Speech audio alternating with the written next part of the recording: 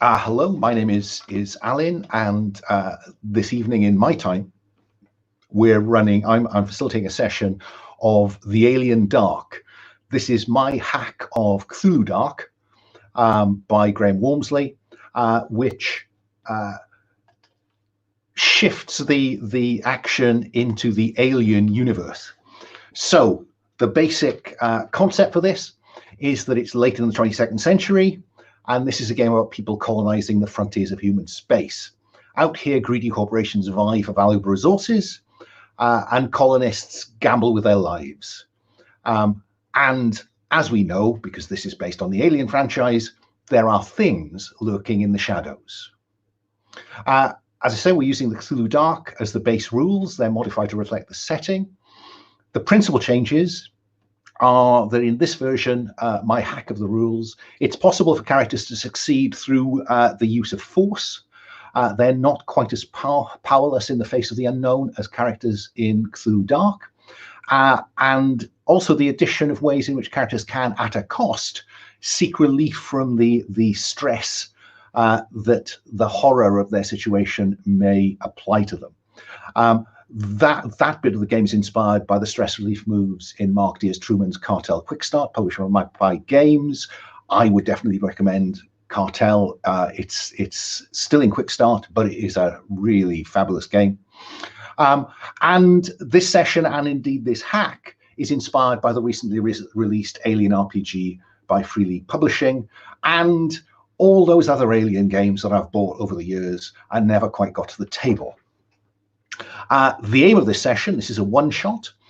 It's a one-shot that is organized through the Gauntlet gaming community, not as part of the calendar. Specifically, this was set up to provide a game for some graduates of the Gauntlet's game facilitator camp.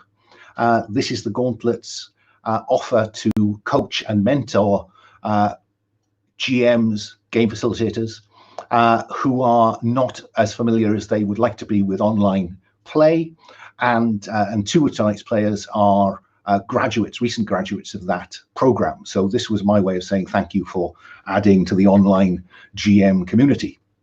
The aim of this session is that the characters are members of the 7-person crew of a United States commercial starship Lake. It's being contracted by Eigen Disposals Inc, EDI, to undertake a survey of the mothballed mining and ore processing facility on Fiorina 161. EDI are handling the sale of the site by Weyland-Yutani and need to confirm that the site conforms to the specifications provided by Weyland-Yutani. The session is timed to take place 2 years after the escape pod from the USS Sulaco crash landed on Fiorina 161 and the events of Alien 3. Not that the characters know anything about those events, which were covered by Weyland-Yutani. The tone. This session is intended to recreate the atmosphere of the Alien movies, so we have everything that franchise has brought to popular culture, and the game is intended to be rich in tension, darkness, and foreboding. It may also involve characters making hard decisions about the fate of other characters. The fate of all the characters is, unsurprisingly, bleak. Technology in this game is the retro future look of the Alien franchise. Tech is bulky and resembles the 1980s view of the future. Content warning. This is a game of body horror where people serve as hosts for xenomorphs and are viewed as expendable, frankly, by the corporations that compete to exploit the frontier. Given the nature of the material, therefore, we'll be careful to use the safety tools espoused by the Gauntlet community. Those in this game will be the X card.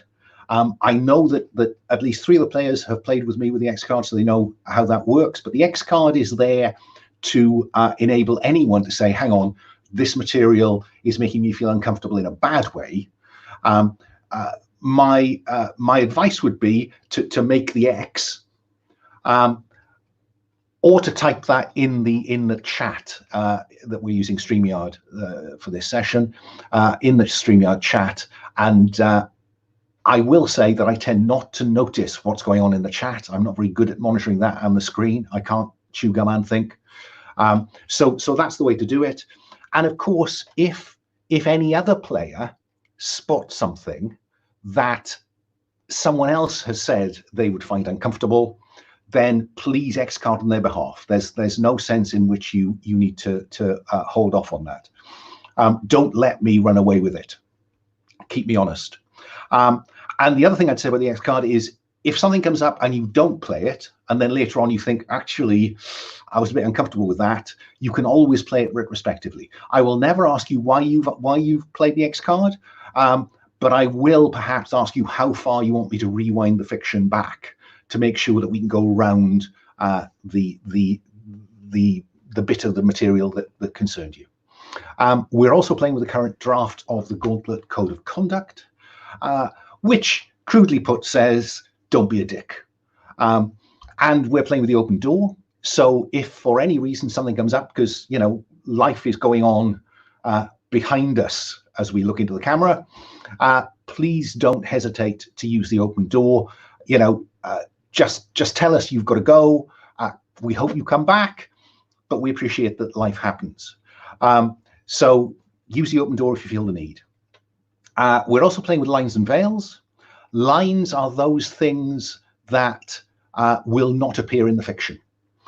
My starting lines, and I'll say to the players, you'll find this in the tab of the character keeper marked Cats, Lines and Veils. My starting lines are sexual violence, violence against children, though given the setting, it is conceivable that we might see oblique references to them, but you know, that's when, if my references are not sufficiently oblique, please X-card me.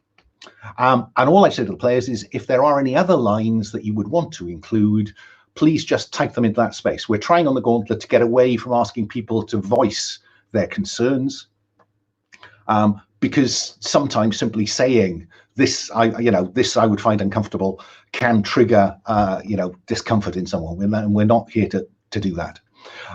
So simply type in the additional lines if you've got any, and anonymously, and I'll take note and announce them before we start play properly. We're also playing with veils. Veils are, we'll be veiling stuff which may appear in the fiction, but we won't have in detail. So my one, for instance, because as I always say on these occasions, I'm old and British, so sex is veiled. If sex may happen in the game, but we will draw a discrete curtain across it. We will not be seeing the details of that. So if there's anything you'd like to veil, again, I'd say to the players, just add it into that cell in the character keeper. So those are the Cats, Lines and Veils. We are, as I think I said, playing as members of the Gauntlet, the online gaming community. If you don't know about the Gauntlet, you should certainly look it up. It's Gauntlet-RPG. Put that into a search engine and you will find it and us. Come along and play with us. There's also a kind of public-facing forums that anybody can register for. And you can get to play in these games with great players like the ones I've got with me tonight. And I guess that the other thing I'd say about the Gauntlet is that the Gauntlet has a Patreon. If you would like to kind of get higher levels of membership, so priority access to these games, to Codex, the monthly zine, which frankly is beginning to transcend the phrase zine. That kind of, I remember zines when they were stapled together. This is a much more sophisticated device than that. So do join us and support both the gaming community and the various podcasts. So Plus One Forward, the Gauntlet podcast, Fear of Black Dragon, these are all part of the Gauntlet. So, okay, that's the sales pitch over. But it is a great community. I've been playing with the Gauntlet now for a year and a quarter or so, I think. And I have to say, it is a fabulous place to play games. So, enough, I think, from me. Can I ask the players to say hello, introduce themselves, maybe tell us whatever they want to tell us about themselves, and then briefly describe the character that they're playing tonight. Can I go in order with character keeper? I will start therefore by saying, Chris, would you like to say hello and tell us about Namon? Yes, hello. So I'm Chris, he, him, and I also started playing with the Gauntlet about a year ago. I think I didn't play as much as you, Alan, but I try to play more and facilitate more now as our facilitator camp is over. Yeah, I will be playing Naaman, he, him. He's a former scientist. I imagine him in the late 20s, so I think he went through college and education really quickly. So he's like a quick learner, not like a prodigy, but I think he's a quick learner. He usually wears his overalls, has tools and stuff on him to fix things here and there. I imagine he's a bit lazy, so gained some weight now in, 0G. It's also tough to lose weight, so yeah. And so we also answer the questions, right, Alan? Well, yeah, Or ask the questions. I'm curious to know if I can ask. It's not the next question on the character sheet. I'll come back round for those, but I want to know, why did Namon come out here to the frontier? And you'll see in that part of the character keeper, there's a drop-down box with a number of options. Oh, curiosity. I mean, Curiosity. deep down, he's just a scientist. I mean, he may be the chief engineer now, but deep down, he's just interested in the unknown and things that, yeah, are out there. And so, because you're interested in the unknown, that triggers a subsequent question, which is, what would you give up to know more?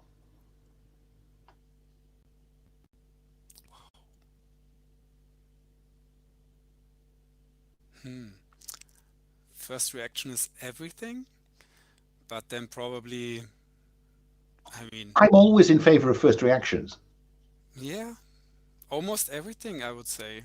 I mean, definitely friendship or another crew member or money. Is it easier to say what he wouldn't give up?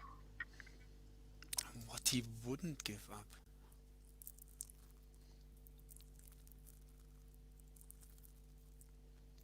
Hmm, Because you seem to be implying there that he'd give up almost almost anything. everything, yes. And I think he will. So what's left? What is left? Perhaps his own life? That works He for needs to me. have I some mean, means to bring the stuff back that he found. fine. So, So so he would give up anything but his own life. yeah. Okay, now that's a perfectly sound answer for that. Um, Let me move along to Will. Say hello and introduce us to Tennyson. Hi, my name is Will, and I'm playing. What did I call? Give his first name as Robert Tennyson, who is a former colonial marine who cashiered out into civvy life and is now the captain of the USCSS Lake. And he is, still keeps himself in military shape. He's been at this a few years. He's not quite like reg sort of regulation, sort of hair and everything, but he's still very clean cut and disciplined. You're muted, Alan. Okay. So I see that you've talked about, why did you come out here, and you've been the recent duty. So Yes. you still believe in some of that old-fashioned shit about, family, community, even flag? Yeah. I mean, I think he's he was honorably discharged. He went out and he served in the Marines, and he believes in all of those, all those higher things are the reasons why people join the Marines beyond the paycheck and the action. Just because he's not in it anymore doesn't mean that he doesn't believe in any of that stuff. So Which, he stayed out on the frontier when he could have taken the retirement package and gone home to the core worlds. yeah, too boring back home, Okay. Um, but what would it take for me to betray those values? Is I think I don't know how to quite articulate this, but I think it's more a case of different duties and different loyalties, right? Like he's loyal to certain things more than he's loyal to other things. So like his country, his country is the US sort of government kind of a colonial arm, or his organization could ask him to do some stuff, but if that meant like killing his men or something, that wouldn't be So okay, well, look, if I set this up that he has a mortgage on the lake, so the lake is his. This is your crew. So what it sounds like is that you wouldn't betray them because they're your community. Yeah. There is no particular organization, maybe apart from the bank, that you are responsible to. So I suppose I could define it as he wouldn't betray, like if we say that his duty is to like his crew and stuff, he wouldn't betray that, but like his duty to the sort of broader moral, being a moral person, he would betray that for paying off the lake's mortgage, certain financial security, like as long as that didn't involve getting his hands too dirty, kind of. Okay, so what would it take for you to betray them, however we define them, is actually enough money to pay off the lake? Yeah, financial security and the lake's future. Okay. And now I know what to tempt him with. Moving along to Blake, who I always at this point give a shout out to because Blake is joining us from Australia. It's 6:30 in the UK. So what time is it in Australia, Blake? It's 5 o'clock in the morning. G'day, I'm Blake. My character is William Wilson, a former pilot and now executive officer. Unlike the captain, he's quite happy to get his hands dirty to do whatever needs to be done, especially if it involves drugs. Oh, right. So you've described yourself as others see you, tall, relaxed guy, early 30s, flight jacket and pants. Any sign of this interest in substances? Well, people know he's got them and he wants them. So he's not secretive about this? No, not really. Okay. I'll ask you. The pilots don't grow on trees, so So as long as he cleans himself up in time for the annual ICC, the Interstellar Commercial Commission's annual screen, he's fine. Keeps his license. So the question I ask you is, why did you come out here? And your answer is? Boredom. There's just nothing happening on the core world. I don't want an office job or just going from place to place. I want more than that. Or going from place to place to interesting places. Because I noticed that the description of the pilot archetype in this is you were never in it for the money, you were in it for the thrills. But being an adrenaline junkie takes its toll. And clearly that's come through to you in a degree of substance interest. Let's not talk about addiction. So, okay, what is it that excites you most about life on the frontier? It's it's different. It's not just go between cities. There's different atmospheres, different ships. I might be doing I can drive and pilot anything, so I get to do a wide variety of stuff, and that's actually exciting for me. So it's as simple as it's not boring. What is the most exciting thing for Wilson? Well, if the medic's interested, I'm happy to try out any drugs he makes. I'll be the guinea pig for his biochemistry. So the opportunity to be an experimental subject. In a good way, yeah. Yeah, let's not party guy sort of way. Or bad thing. Let's say that Wilson is content to be a guinea pig. Yeah, I can work with that. So if you put that in there, Will, you've not put anything in. What would it take to betray them? Are you working on that? I've just not hit enter, I think. Sorry, just getting nervous.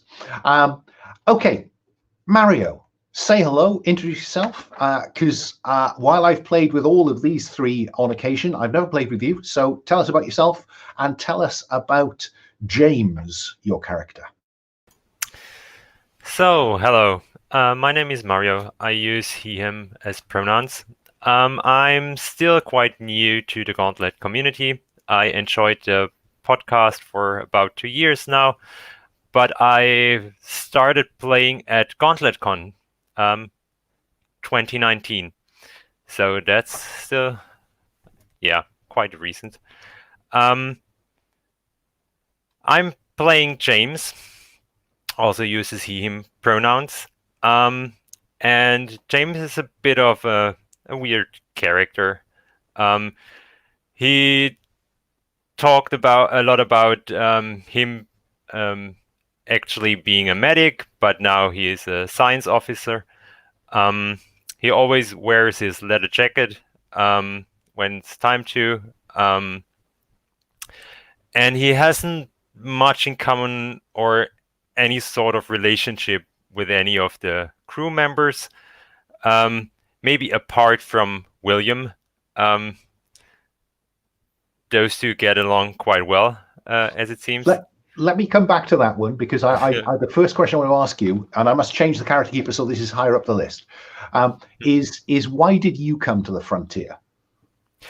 So this is due to blackmail. There has been some issues in his former life as a medic, and he's not really talking a lot about it, but he just doesn't have a choice, really. Okay, so what it says for blackmail is they know stuff that could threaten those that matter to you. First question, follow-up question is, who are they then? Yeah, I think that's just like another megacorp, and as I'm a science officer, they just have access now to all the data running through my computer. And it says stuff that could threaten those that matter to you. Now, is that those that matter to you just yourself, or are there other people that matter to you? The only thing I really care about in terms of my crew is try to keep them alive. Like, I'm not really interested in any personal relationships or anything, but it's sort of an honor thing to keep them alive. And whenever someone dies, I take it real personal. So yeah, but that's really it. There's no connection. Okay, and the setup for this names two corporations. Weyland-Yutani, which is the classic bad guy in the Alien franchise, and Eigen Disposals Inc, who are the corporation that has chartered the lake and you as crew to do this job. Now, it's entirely up to you. It could be one of those, or it can be an entirely different corporation. Do I really know that? I feel like there's just like a shadowy figure giving me... Yeah, I don't really know what's going on either. I just know I'm dead if I'm not doing what they ask. Oh, yes, I love a shadowy figure in an alien movie. So who are they is you don't know. And what do they know? Everything. Pretty much, yeah. Okay, that's brilliant. If you can summarize that in a sentence or so as an aid memoir to me, that would be really handy. Thank you. Okay, let's go back around and ask the next set of questions, which, so starting with Namon, which member of the group do you care most about, Namon? And then I want you to ask them why. What is it about them that makes them likable to you? First of all, who? I think it's William Wilson. Okay, so you care most about the exec, the XO. Yeah. William, that's going to get quite complicated. I will stick to William and Will if I ever lapse out of fiction. William, why does Namon seem to care about you? I don't know. What Maybe is it that's likable about our hotshot, burned out, drug hyped pilot? I think sometimes I've been a bit wasted, but because of that, I've been sort of mellow and had some long chats with him because he doesn't seem to have found who he wants to be, what he wants to sort of his direction or path in life or whatever. So he's had some long chats with him, and it helps me come down and get my shit together again as well. Is that enough, Chris, for you to fill in something on Naaman's character sheet? Or do you have a follow-up question for William?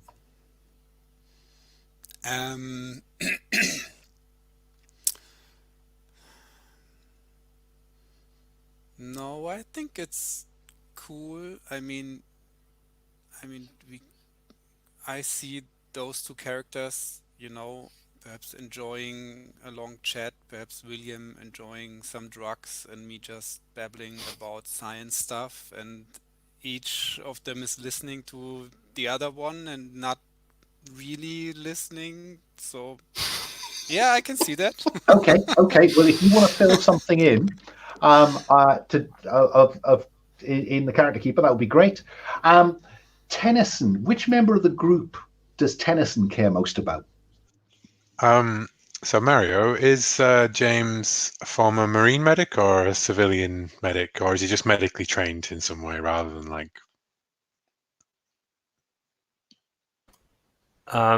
He used to work as a civil medic, but he has seen combat. Like all of his life, he has been in a sort of in between legal and illegal operations. So he knows how to treat gun wounds or like. Okay. Yeah. So not a former colonial marine then, which would have been the obvious choice for the. Okay. You could have encountered one another. Yeah, in the I water, was thinking that. Yeah. I was thinking. I think that it's as simple as James is from one of the places where I was stationed, where the fight, where the unrest got very severe. So I just recognize. You nominate, the other person tells you why. Oh, okay. Yes, sorry. Yes. So James, why do I care most about James? Maybe that's because we already had a mission before. So we had an assignment like some time ago, and now we meet again. And last time went well. We hope for the best this time. See where it goes. Is that why Tennyson took James on as science officer? Yeah, I think that's the good call. Yeah, okay, for sure. Fine. Yeah, a good man. That is because I care about him because he's a good man. That's what Jennison sees in nice. I like that. Okay. Moving along. William Wilson, which member of the group do you care most about? And then ask them why.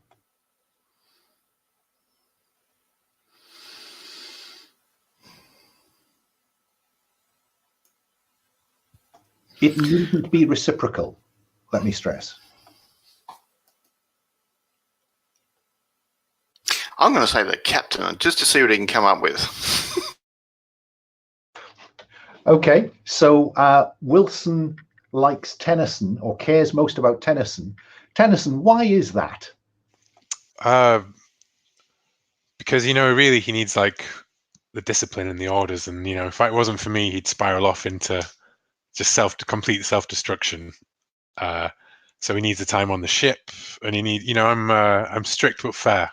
So, father figure that he always needed, Wilson. So you're his sponsor. Yeah, kind of. Yeah. Is that good enough, Blake? Have you got enough in there to put on your sheet? Yeah. Okay. And finally, James, which member of the group do you care most about? And then ask them why.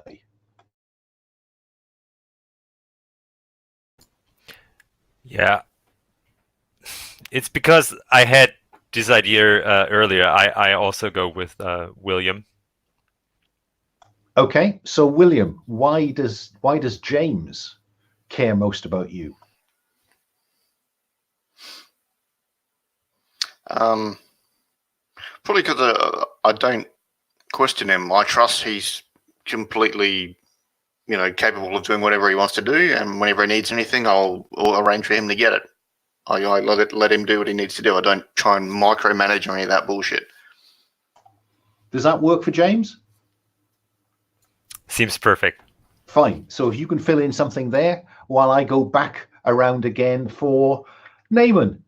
Which member of the group do you care least about? And ask them why. Does it have to be a PC, or is it? Oh, are we going to create some NPCs? Or? I think I'd prefer it to be a PC, to be honest, because it relates a bit to the stress relief moves then. Yeah. I think it's James. James, why does Naaman care least about you? Because I'm the strange person in the crew that doesn't really do any of the other activities like drinking in the evening and stuff. So I'm always a bit to myself, and that seems a bit off. Does that work for Naaman? Yeah. Okay, so if you fill in that last bit of the character keeper, and then moving along, Will, Tennyson, I've got to have some trouble with that. Tennyson, which member of the group do you care least about? And then ask them why. Let's go with Naaman. Naaman, why does the captain care least about you? Because I'm a lazy fuck. That's just fine. That works perfectly.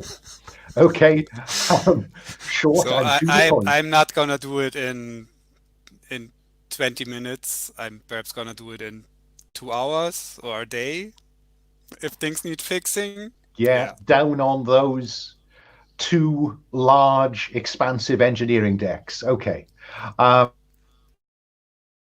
William. Oh, I'm going to call him Wilson. Wilson. Which of the members of the group do you like least? And then ask them why.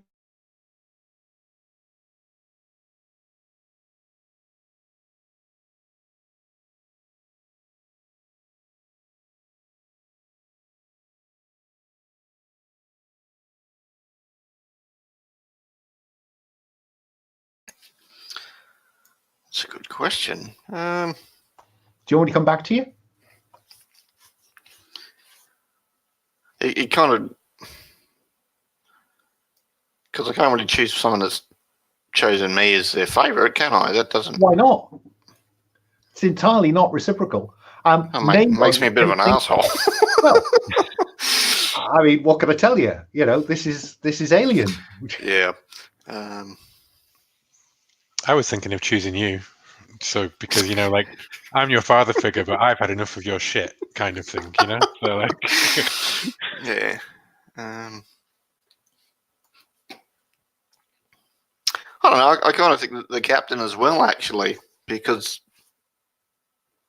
well, I don't know. It's difficult for you to care most and least about the same person. Yeah.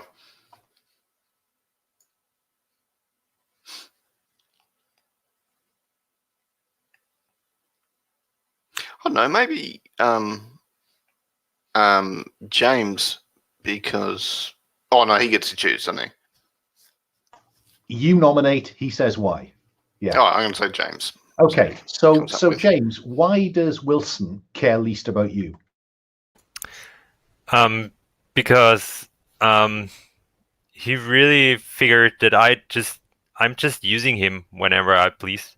So I'm giving him weird stuff to test, like weird pills and shit.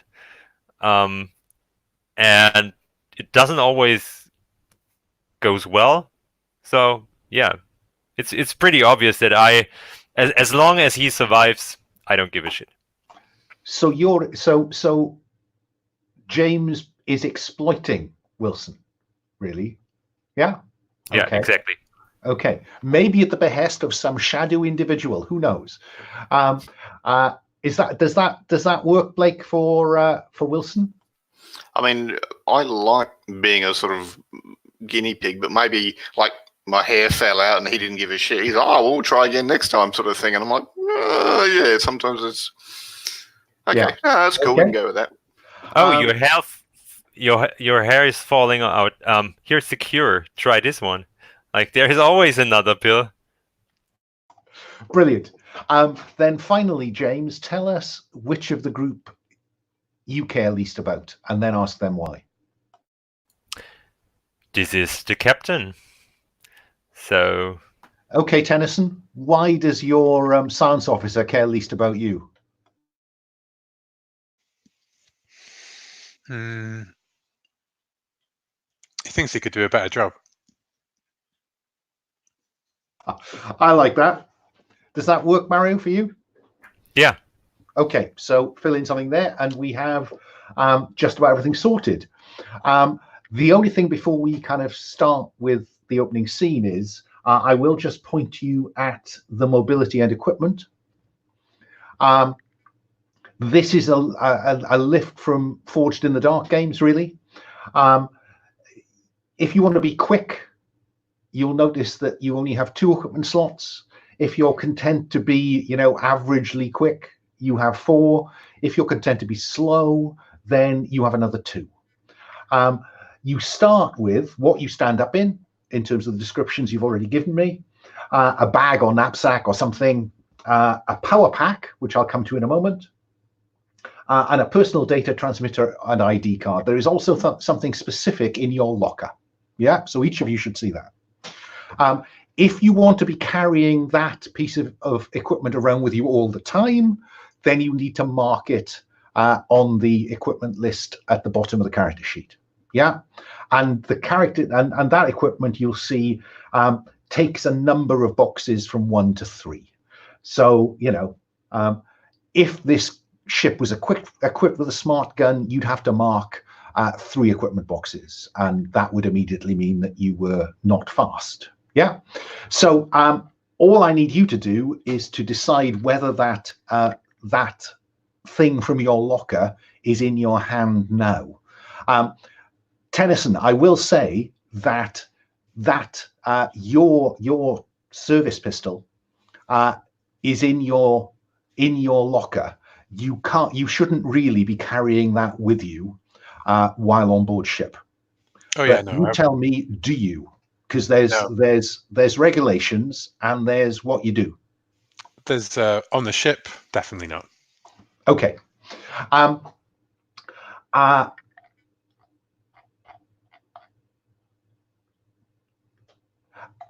Your portable diagnostic device, Wilson. That would only take one item. So you don't need to tell me now whether it's quick or not. I'll ask you at some point whether you want to be quick or whatever. Yeah. And then you'll mark up to that. Okay. What else? I think that is probably about it, apart from the other 3 members of our crew, or 2 members of the crew and your passenger.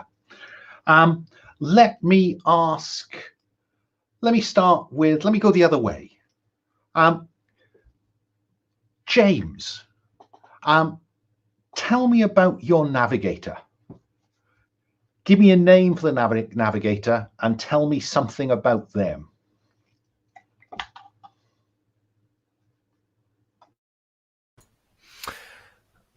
Our navigator, he's always just called Bob. And I don't know, he's just a relaxed guy, like always.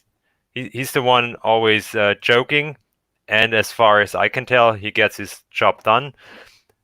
But I don't know, he's a bit of friends with everyone, and that makes me suspicious. So I'd like to stay away from him whenever possible. Yeah. That gives me a couple of key things for role-playing him. So it's a he. He's Bob, relaxed, joking, everybody's friend, life and soul of the party. Yeah. Okay. Thank you for that. Let me go back then. Wilson, tell us about your engineering technician.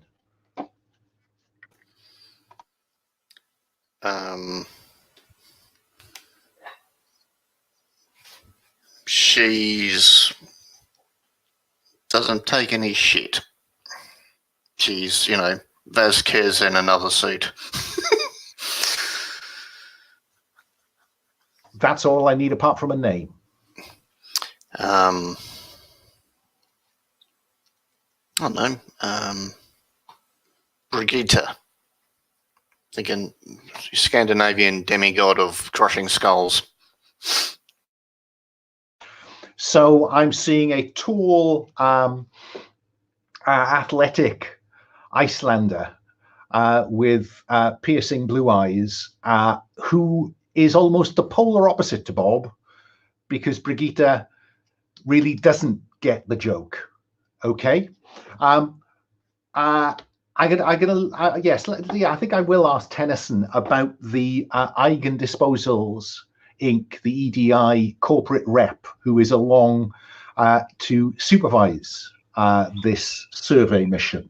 Tell me about them. Sorry, there's a cuckoo clock going off in the corner of this house, so it's very distracting. Why shouldn't there be? Yeah. I think this company rep is called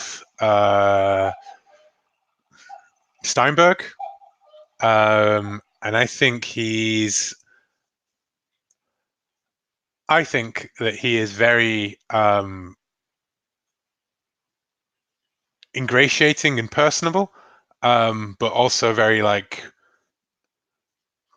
confident and clear with people. He's very on task for the mission, kind of thing, for the job, get the job done. But he's to surface extent, and so far in our interaction with the crew and so forth, he's been quite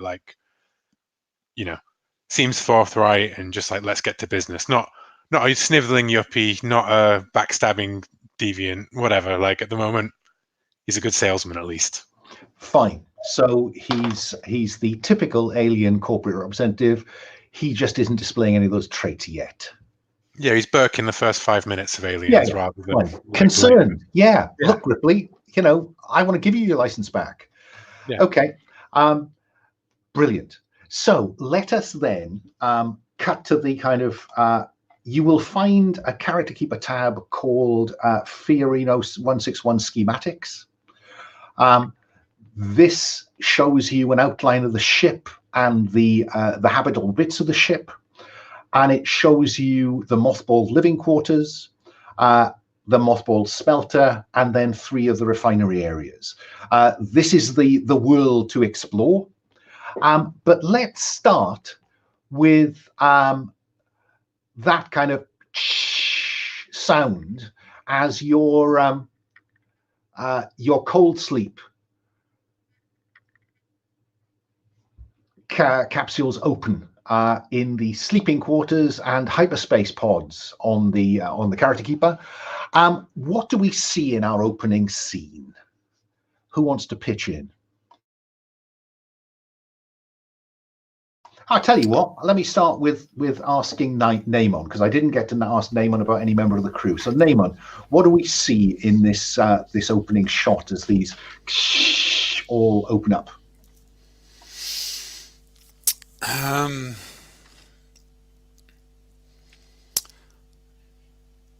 So I think, those boxes, they all open up simultaneously, and then people do this usual getting out of deep sleep, being very lethargic thingy, and people are getting out of these beds, except Naaman. I think he just stays in there and sleeps or pretends to sleep. And only after, I would guess, Brigitte will probably go to him and waking up and tell him, hey, come on, get your shit together, get out, we need you in the engineering bay. What does Brigitte call Namon? Does she call him Namon? Does she call him boss? What does she call him? I think most of the time she calls him boss. And sometimes she just calls him lazy bastard when he's not hearing her very well. Yeah, so come on, boss, get up. And then as she turns away from you to face camera, there's kind of, lazy bastard, another trip with this make weight. Yes. James, what's the procedure for when people come out of hypersleep? What do we see James doing? Because while he's not the science officer, but he is the medically trained member of the crew. Yeah, so I just run some short tests with a medical scanner, make sure no one was hurt during sleep, and I tend to do that like rather quick and keep my mouth shut. Just doing the job and getting back to the pill business or whatever's. That's okay. That works for me. And so, what interaction do we see between the captain and the XO? I think Carson is like rubbing his face, but like doing exercise, like stretching, and he's like, Wilson, gonna need you to get up on the comm as soon as possible. So, sure thing. Yeah, make sure you grab some capstan. Yep. So do some stretches, but it's sort of half-hearted compared to his, and just wander over to the screen, start smacking out stuff.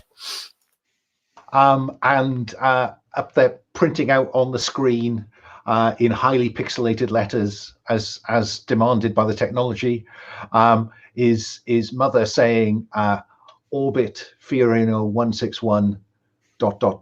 achieved ... So you're in orbit around Fiorina 161, and then landing site, mothballed facility identified. Stop. What's the plan, Wilson? Well, I'll start warming up the. I guess we've got some sort of drop ship to go down, like a smaller ship. No, the lake is atmosphere capable. Oh. Well, yeah, I'll run a scan to make sure the atmosphere is all right. We're not all going to die or whatever. And then if that's all good, then say, yeah, we're good to go down. Yeah. The atmosphere on 161 is breathable. The temperatures vacillate between very cold and cold, and it has a 10-day year cycle. 5 days variety of light, 5 days variety of dark, and you are arriving a couple of days into the light cycle. Yeah, I'll say all the telemetry appears good, Captain. Should be good to go down. Anyone want to have any other interactions, or do we cut to the ground? I just walk by and give I just give everybody their pills, and there are obviously some special pills for some special patients of mine, and I just mention, whenever you're bored or hangover, give them a try. So glad you're with us. The thing about coming out of hypersleep is that it is a little bit like coming out from a hangover. So this is Dr. James's patent hypersleep cure. Well, not yet patent, but hopefully soon. Okay, so this is a chance to introduce us all to the dice mechanism. I've just put in the chat the link to roll for your party. So it's not a live link, I'm afraid. I have to cut and paste that. And it is a common dice pool. You'll all be using the same dice pool. I've not found a convenient way to arrange these dice in a way that makes any more sense. But it gives me a chance to explain the dice pool system in a relatively low stress, and then we'll take a break. So, James, can you see that there are a variety of colored dice in the, yeah? Basically, folks, whenever you do anything, you get to roll the white dice, yeah? And 6 is good, 1 is not so good. If you have expertise that's appropriate to the situation, and that expertise can either be the example skill set that you've attached to your previous life or your current job, then you can add the orange expertise dice. If you have the right tool or a heavy weapon in the case of combat, then you get to add the grey dice to the pool.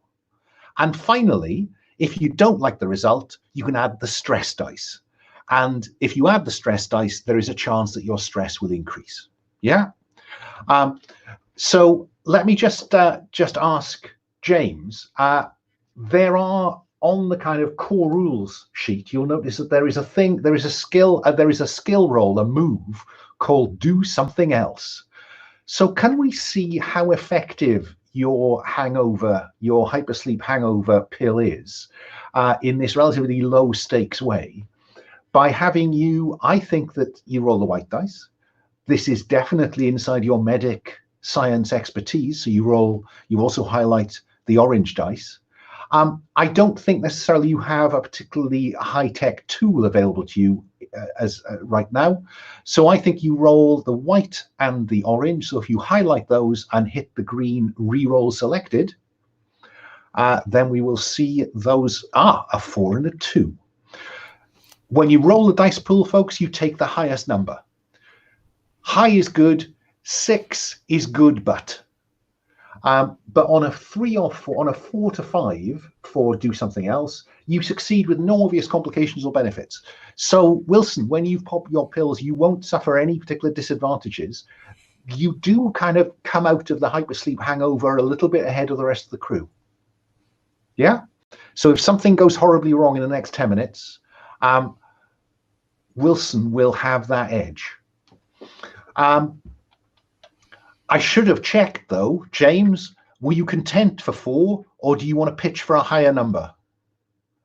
Because if you go with 6, you succeed brilliantly, and the GM will agree some advantage. So you can re-roll anytime you like, but this time you'd include the stress dice. Interested, James? No, I'm good with the result because there were no expectations whatsoever. It's not my recipe. I'm not a pharmacist. I'm just doing my job. Okay, so everyone's fine.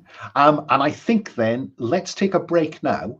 Is 5 minutes long enough? So it's 8 minutes past the hour by now. Because I can't do simple sums, can we make it 1/4 the hour and we're back in our seats? Okay, 1/4 the hour. See you shortly.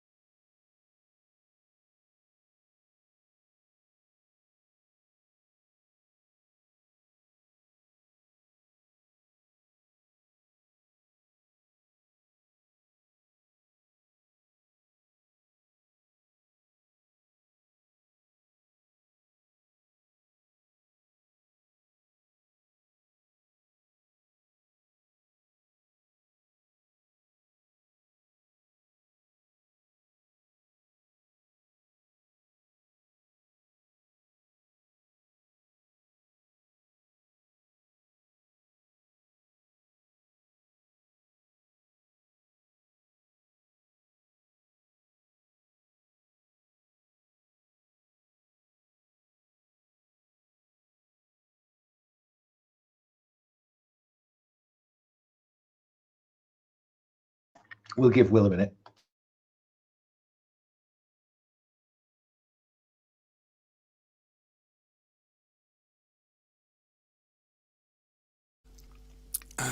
Is my audio better now? Blake, you said I'm quite low. It's a bit louder, yeah. It's a bit louder. It's still a bit quiet, but Okay. it's workable. This better? Yeah. Better? Yeah. Yeah. Okay. Good. I can't do more, anyways. Well, it's perfect then. Okay, so right. Okay, so let's cut to the scene where we see the lake landing. So, Pilot Wilson, shall we see how well that landing goes? Sure, I'm sure nothing will go wrong. So this is the white dice plus expertise, and you have all the advantages of the technology of the lake. So I think you have the right tool for the job. So you're rolling 3 dice, white, orange, and grey. Expertise 6. No, the 6 result in this game is an interesting one. So 6, you succeed brilliantly, and the GM will agree with you what extra benefit you get. So what extra benefit do you want, Wilson, from this pitch perfect landing? I impress Brigitte because I haven't yet. Like ever. Okay, Brigitte is suitably impressed. You get a kind of on the intercom, and from down on the engineering deck where she and Naaman are just strapped in, and there's a, have we landed yet? I didn't feel anything. Smooth as silk. We're all good, ready to go. That's impressive, Wilson. Impressive. And I'll make the docking thing open. The only thing about a 6 in this game is that then you'll notice in the movie it says, but also say what freaks you out and or reminds you of the danger you're in. So this went perfectly on the outside, Wilson. What's going through your head? Maybe there's a fair bit of ice on the ground, and it's thick, and I'm thinking it's going to be bloody cold until we get inside the facility. So it could have gone horribly wrong. Would you roll? Yeah, we could have gone. We could have if it was windy, we could have just slid sideways at 100 miles an hour, but it's not. Thankfully, it's calm. So you get to roll for stress. You simply roll the green stress dice, and if you score more than 1, your stress increases by 1.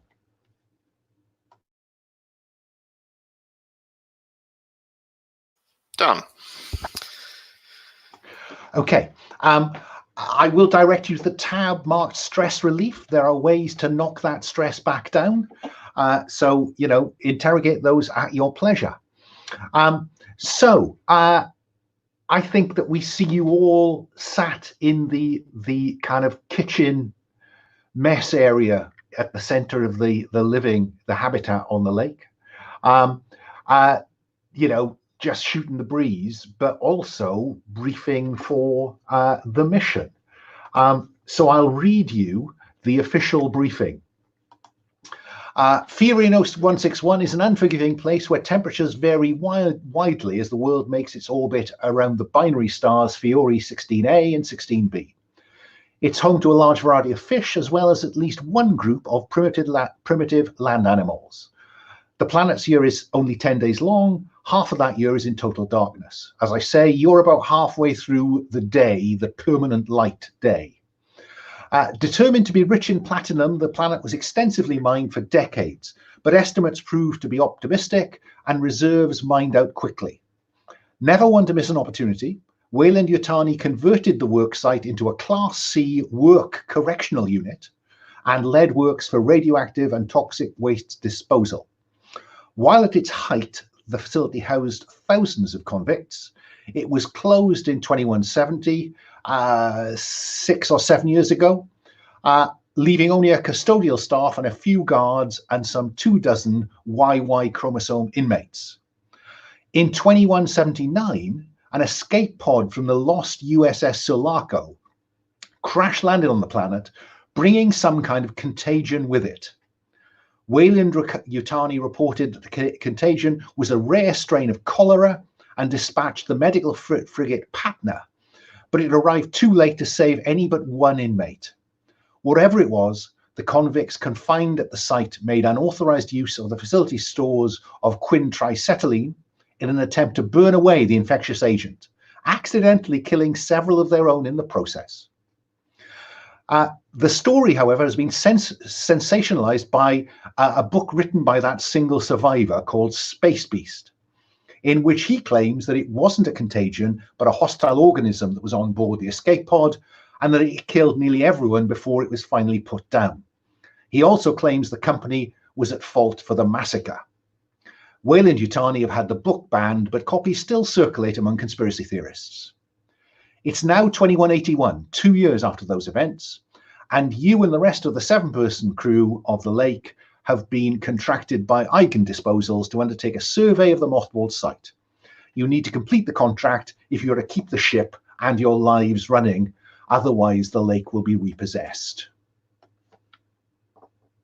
And that's the nature of the conversation. So what do we see at the around the mess table then? How are you going to organize this survey, Captain? Well, we're going to land. We're going to split into teams. Everyone's going to have a buddy. And yeah, we're going to work our way through. I will defer to the experts on the ground, like any plans of EDIs, how we should go about this, or what the best means to go through to secure things would be from our engineers. Well, look, Sir Steinberg, the key function of this survey is we've got the specification, and he passes around details of the specification from Weyland-Yutani. My company's in the salvage business. So what we need to do is to identify whether the most valuable bits of salvage on the site are as Weyland-Yutani describe them, and anything else that might be of particular value. And then that allows when the salvage team comes in, hopefully in a couple of months' time, it'll be very clear from this survey where they need to focus their attention before we just, hack the rest up for scrap. So, that's the deal, Cap. Well, then, thank you, Mr. Steinberg. So, what are the most valuable pieces of equipment?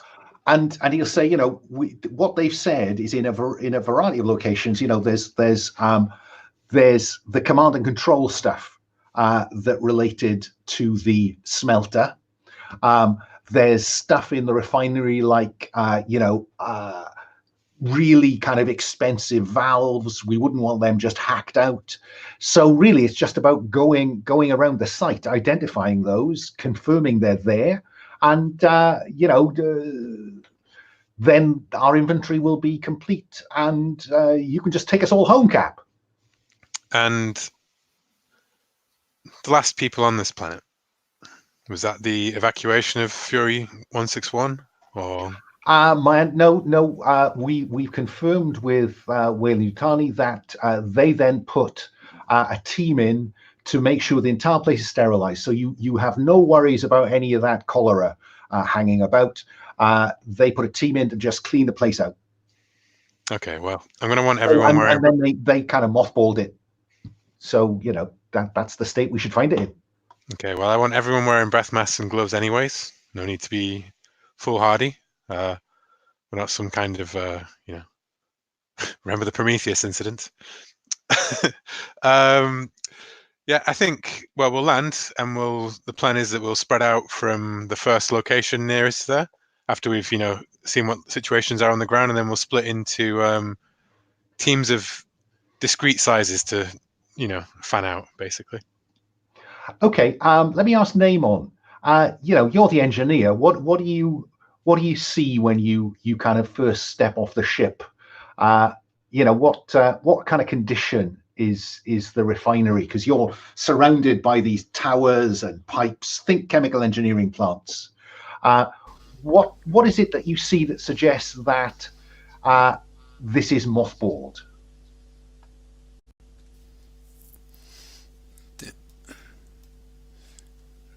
This is mothballed. That means mothballed. Sorry, my English is escaping me. Mothballed means Sorry, my what? apologies. That it's been rendered inactive, inoperative. Okay. Okay.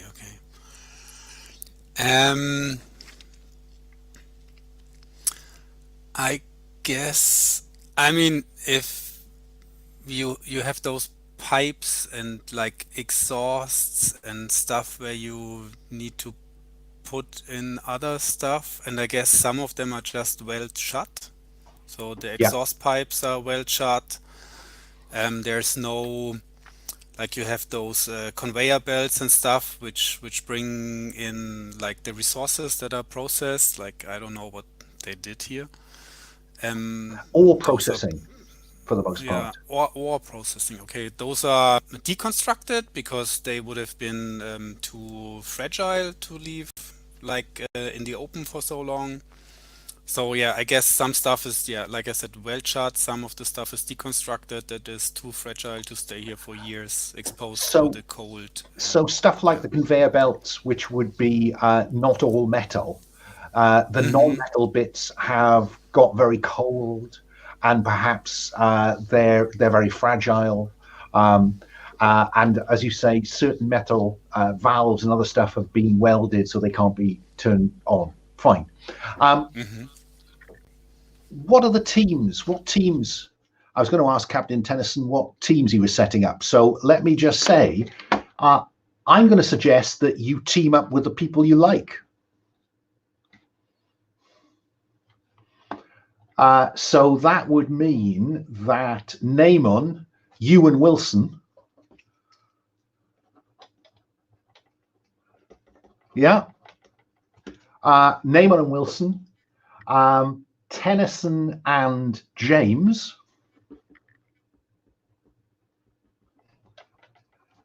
And that leaves Bob and Brigitte.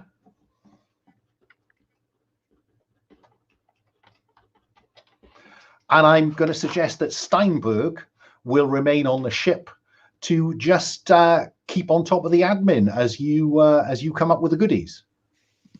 Yeah? Yeah, that seems fine. So by self-association, the Ice Maiden and the Joker go off together, while the rest of you pair up.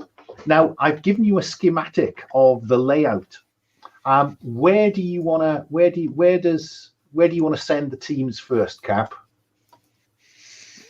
I would suggest the living quarters first, in case the weather turns bad. We may need to grab extra supplies if there's anything here, or see if there are any supplies. But and I didn't really ask, Cap. Is the intention to send people at different bits of the refinery, or to be in those pairs all in the same area?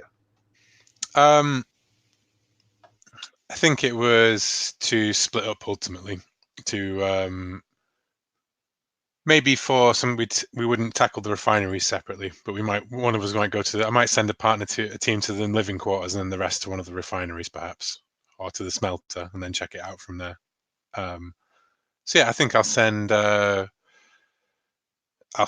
Wilson, as he's expressed his interest in checking out the living quarters. I'll say, good idea, Wilson. Things turn south, and you never know when they might do. When you might need somewhere to shelter beyond the lake.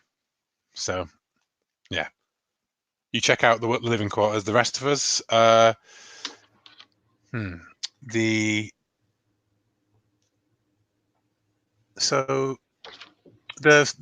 looking at. Sorry, I keep looking at the map of the lake and thinking it's part of the refinery. No. So yeah, so the refinery is the non-spaceship. Yes, yeah. Shaped bit. So there's the smelter and the 3 refineries to go to, right? I think we'll check out. We'll start off with the refinery area 1. Why not, from the top? Work our way through the area. You're muted, Alan. That's you and James to refinery area 1. And where are you sending Bob and Brigitte? I think I would take Bob and Brigitte to. I imagine the smelter's kind of like where there's controls and stuff, right? For like. The schematics you got from Weyland-Yutani suggest that the control of the smelter is part of the mothballed living quarters. Oh, so the living quarters are the full-on. Okay, right. Yeah, you'll see there's a kind of control room bottom right of the living quarters, which kind of overlooks the smelter. Ah, I see. I'll send off the NPCs onto refinery area 2 anyways, so we're covering as much area as possible. Okay. Just do it in order. Okay. There's a custom move for this called survey. So Wilson and Namon, which one of you is best equipped? Which one of you do you think has the best expertise to do this kind of engineering survey? Not me. Okay, Namon, this is down to you then. So again, similar, it's a variation on do something else. You roll the white dice. I think we're agreed you have expertise in this kind of work, so you roll the orange dice. I'm not sure what the right tool would look like for this. You tell me. Huh.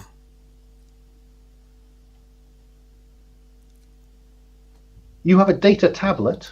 I have this tablet, which I don't know if there are still some kind of electronics working on these facilities. I think that will be something you find out when you get in there.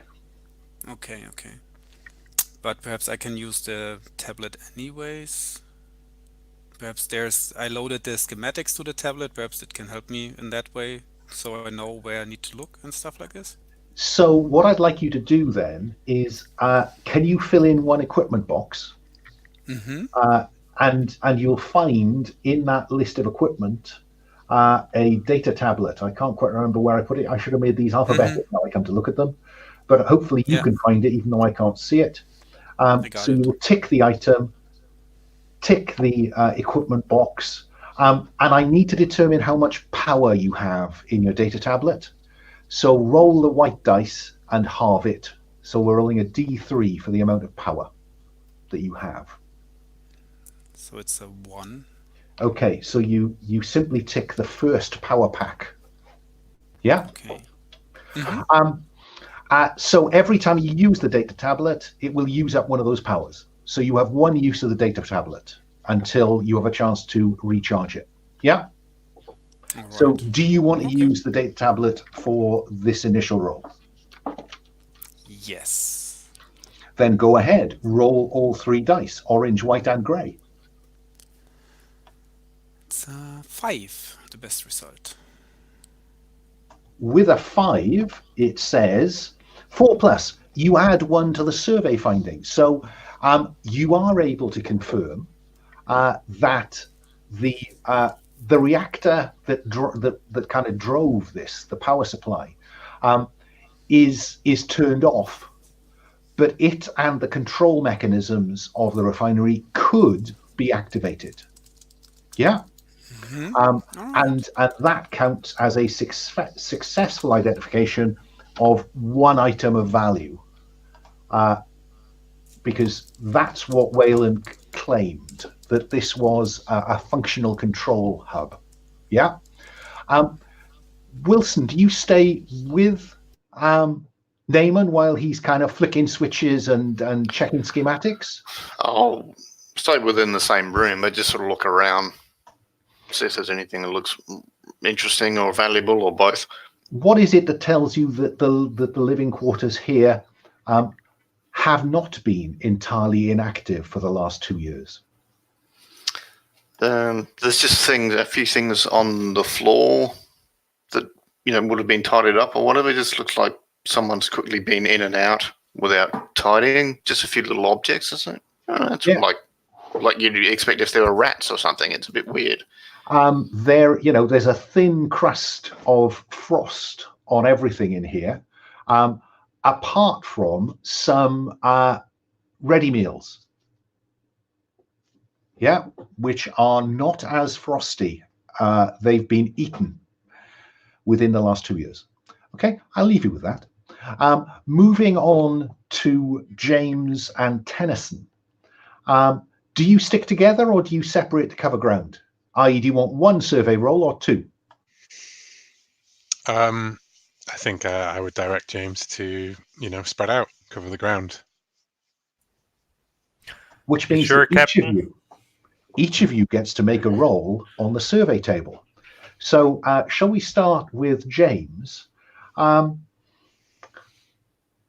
can convince me you've got expertise in this, James, but it seems like, you're looking for that valve that's this shape with a large red arrow on it. I don't think you've got this kind of engineering expertise, have you? Yeah, I'm pretty sure I did some research because it's still part of my job to gather all the information I possibly could. I go with that. The science officer comes through. So you're rolling the white dice and the orange dice. You have a med kit, which I don't think is particularly important unless you want to select some other equipment from the list. No. Do you want to carry that med kit with you? Yeah, I think I'm pretty careful because we don't know what's happening here, and I'm into conspiracy theories, so I might have read a book about a space monster somewhere around here. Yeah, I think you might well.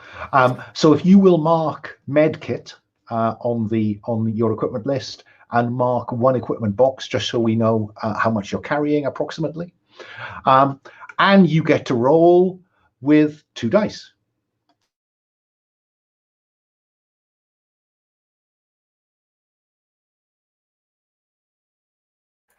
That's a 2 and a 2. Okay, 1 to 3. Routine logging of what's present. You are working your way through this list, but you're struggling to find, I think, this important valve that you're certain this schematic can't be right. It must, what's going on here. So you don't get to mark any findings on the survey. Tennyson, let's see if you have any more luck. With expertise or without, do you think? I'm not sure I would have expertise, to be perfectly honest. However, I would like to take some equipment that might give me a roll, because I would like to think that we came off the ship prepared for this kind of thing. So I'm not sure if that would be something as simple as having a flashlight so that I can see better within the darkness of the refinery, or maybe I would need a portable diagnostic tool or the data tablet. Or take your pick. Any one of those would give you the right tool. I should stress that the thing that's not written in the rules yet is if I think that conditions would act against your roll, I might remove your expertise dice. But a flashlight would certainly. I mean, it's permanent daylight at this time of the Fury year, so you don't need the flashlight, but it could help in those dark corners of the refinery. Yeah, I'll take the flashlight then. So I mark another piece of equipment off for that. Is that correct? You do, because I notice you're carrying your service pistol. Everywhere he goes. Your personal one rather than the one in the ship's locker. Yes, yeah. They're both stored in the same locker, but I take mine out when we go on planet. Who knows what's hiding here? Indeed, and there are reported to be land animals on Fury. Yeah. Do I need to mark the power off as well for both? I think your data tablet. Sorry, I should have asked James. Can you roll the white dice so I know how much power you've got to play with? Oh no, you didn't. No, sorry, you didn't take the equipment. So yeah, Tennyson, roll a D3 to work out how much power you've got, and then you can use it to power the data tablet. A D3. Oh, that's a D5, D6 in half there. I got 1. Okay, so you mark it, and then you can include the data tablet in this dice pool, and then unmark the power as you had it on for too long. Okay, well then there we go.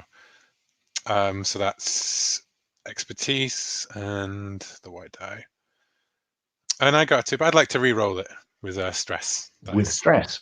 Yes. And I get a 6 on the expertise and a 5 on the stress. Oh, don't you just love that? So you on a 6, 4+, add 1 to the survey findings. So I can add 1 to refinery area 1. But on a 6, what do you find disturbing? What is it that freaks you out as you're undertaking this, Tennyson? I think there are like marks, like scratches and dings on the side of something that looks like, you know, a weapon or something was smashed up against this over and over again. Would you roll for stress, please? That's a 4. So that's stress goes up. I am at this point, Tennyson, going to just trigger the love letter I have in mind for these characters. Dear Tennyson, this isn't your first rodeo. It's not the first time you've come to face with the realities of frontier life. What's the worst thing you've witnessed or experienced out here on the frontier? I think just I think combat, you know, like boarding a ship, and then one of the crew, like that we were boarding, panicked and tried to blow off the bolts on the side of the ship, the explosive bolts, and it just shredded like our whole boarding craft, and half my team went out, and we had to board from space, like hard vacuum. And I just remember all the bodies of my boys floating around, and because this is a love letter, it does something a little different. Mark stress. So add another 1 to your stress, and tell me how you routinely suppress those memories. And that would be choosing from the stress. Yeah. So verbally abuse, bully, or shame someone, beat someone up, indulge in meaningless sex, try to numb your pain with drugs, or look for honest human contact. I think he looks for honest human contact. You know, as tempted as I am to make him into more of an awful human being, I think I'll just make him a nice one. So roll just 1d6 so I can get some idea of whether that gives me anything to work with. As a 4. No, there's nothing for me to work with there. So you get away with that one. So you found something, but not without cost. And those scratches, as you're making your way back to where you agreed to rendezvous with James, you're thinking of the scratches that those explosive bolts. You remember them scoring the front of your platoon's hard suits, your squad's hard suits. It's just not nice. And yeah, claw marks. Weird. Maybe you should look up what they know about the animal life here. And then we reconvene back on board the lake to just check in with Steinberg, who's really pleased. That was a really effective day's work, guys. At this rate, we could be off this rock in a week. So let's do more of that tomorrow. Can I just... I'm curious to ask Wilson a question. Yep. His stress went up today. What's the freakiest thing or the most frightening thing that's happened to him on the frontier? I don't know, maybe there's some sort of alien life form that's like, slime that moved when you put music with it. But he actually got some because he was half wasted, didn't have music, and just sort of held his hand out, and it jiggered towards him like it wanted to contact him. And for some reason, it just scared the shit out of him. Yeah. And that kind of thought of the unknown You know, that freaks him a bit. So I'd like to increase his stress by another one as well. And what's I think we already know that his preferred self-medication is drugs. Yep. Yeah. Are they uppers or downers? Yeah, I was kind of thinking he's a bit of a party guy, so he either does drugs or sex or both at the same time. But they're uppers. Okay, so let's have you roll on uppers, please. So stress, is that? Or? Yeah, well, if you see seek relief, if you get drunk or high on uppers, roll me a single d6. Seeing it? Yep. Okay. And let's see whether that gives me anything more to work with. 3. 1 to 3. You're nasty under the influence and you're ashamed of yourself. I think that you probably, what we didn't see in that opening scene, when we flash back to it now, is you just popping a downer before you left the ship, popping an upper before you left the ship. And you're left feeling kind of a bit dissatisfied with yourself that you gave in that easily. So you'll see there's a slot on the character keeper which it says expertise, available or not. Yep. Can you make your expertise unavailable? It will stay unavailable till your stress goes up again. Okay. Okay. So I'm not focused. I'm a bit exactly wrestling with my inner monologue. Yep. Yeah. And is this rinse and repeat, or do you get at all worried when Brigitte and Bob don't come back? I mean, I think Tennyson tries to radio them, you know, like when it becomes clear that they've missed their ETA.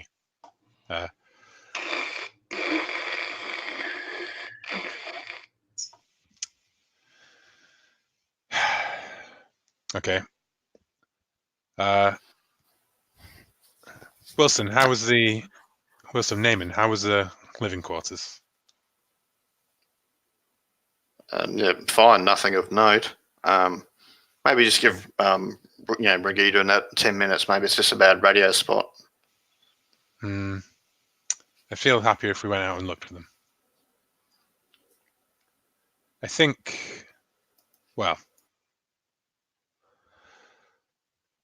no point in splitting up. Steinberg, can you read me? Sorry, I'm assuming you are back on the ship with Steinberg. Yeah. Sorry, yeah. Okay, cool. Sorry. Yeah. So Steinberg, you stay here. Make sure that the lights are on in case they come home. The rest of you, let's go and see if we can bring our people back. Yes. Hopefully, Bob's just got lost. Anybody want to take any additional equipment with them? Yes. Now I'm going to take a gun. Because well, I'm thinking there's space raccoons or whatever. First of all, the captain would have to release the ship's locker's service pistol. We're not there yet. Okay. No need to. We have no reason to suspect there's any hostile life here. I mean, you haven't told me about the strange food containers yet, have you?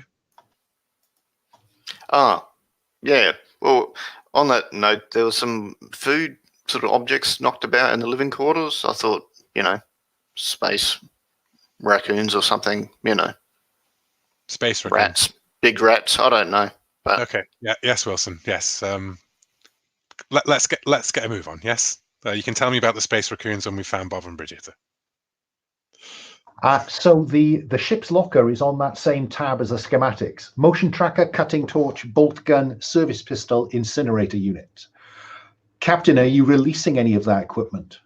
I mean, I think a motion tracker's definitely, maybe 2 sets of motion, 2 motion trackers if we've got them, one for... Sadly, you only have the one. Okay, well, we'll take the motion tracker. Unless someone's got one in their locker. I don't think they do. No, we'll take the motion tracker. I think I don't have any reason to suspect we'd need the incinerator either, to be honest. And no, what was it? Sorry, my Google Sheets is acting up a bit slightly. The locker is where? It's on the schematics underneath the detailed schematic for the ship's living quarters. I don't see that. Above special move survey. No, I just see the map of the thing over the top of it. I don't see the locker. How interesting. Well, I'll try and put it somewhere else. Hang on. There we go. It's because I've got it zoomed out and the formatting is just slightly off right. Okay. We'll bring the motion tracker, a bolt gun, and a cutting torch. Who do you issue the motion tracker to? Or who's best? Who asks for the motion tracker, shall I say? I do.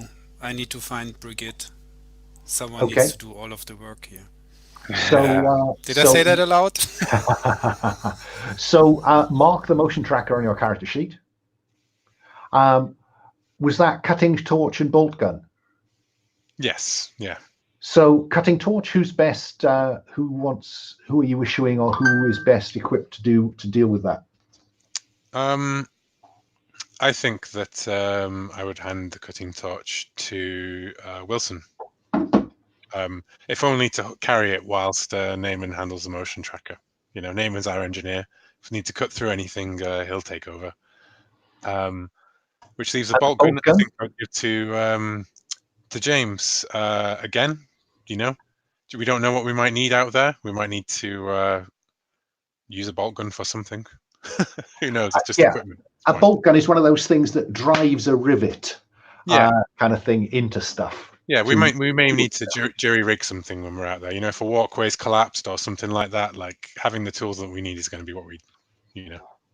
Okay, so if everybody can update their equipment and therefore mobility, so as I say, it's still another 36 hours of light before the planet goes dark. What's the plan, Cap? Well, we're going to head straight over to Refinery Area 2, and we're going to see if we can find our people. Split up to cover the ground? No, I don't think we will split up to cover the ground, because I think that the area, you know, we'll be staying within voice range of each other, basically, like as we split up at most. You know, we won't be spreading out to different areas. I'm not losing any more people while we don't know what's going on. Okay. So who is best equipped to search? Is this about the motion tracker?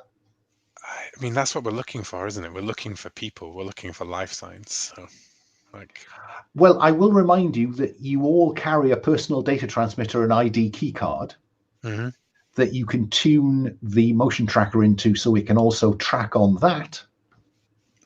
Oh yeah, exactly. Yeah. So Naaman, roll another D3 to see what the power pack on the motion tracker adds to your pot. Right. Oh, that's much 6. better.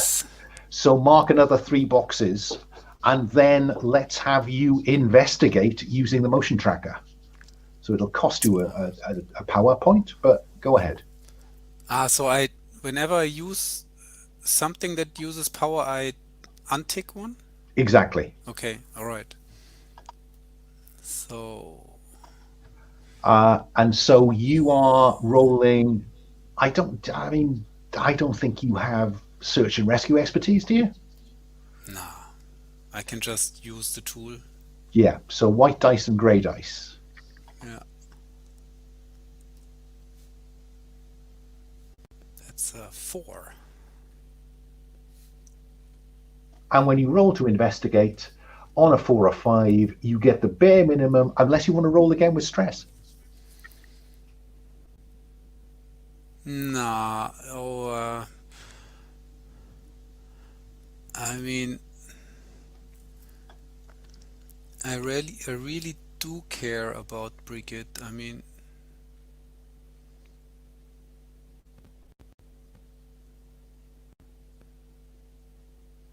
but I do get.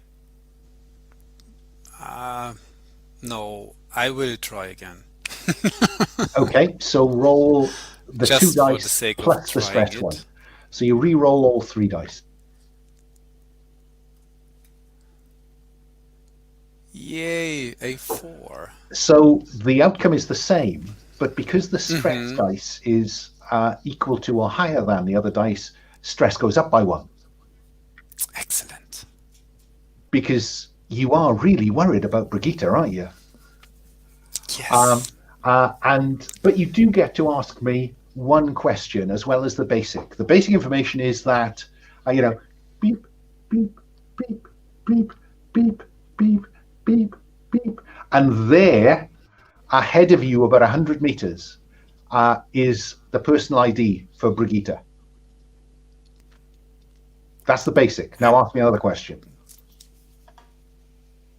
So it's just the personal ID. It's not. It's not moving. So Oh, I see this on the motion tracker. So not okay.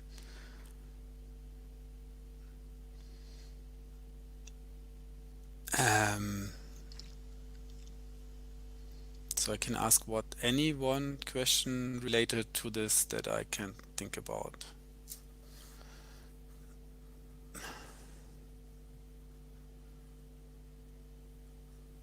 And I only see Brigitte's, not Bob's. That's right. But the range on these things is not enormous. So if they'd split up the way you did, it's conceivable they wouldn't be together.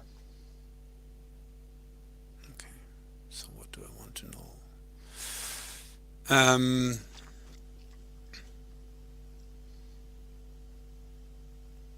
So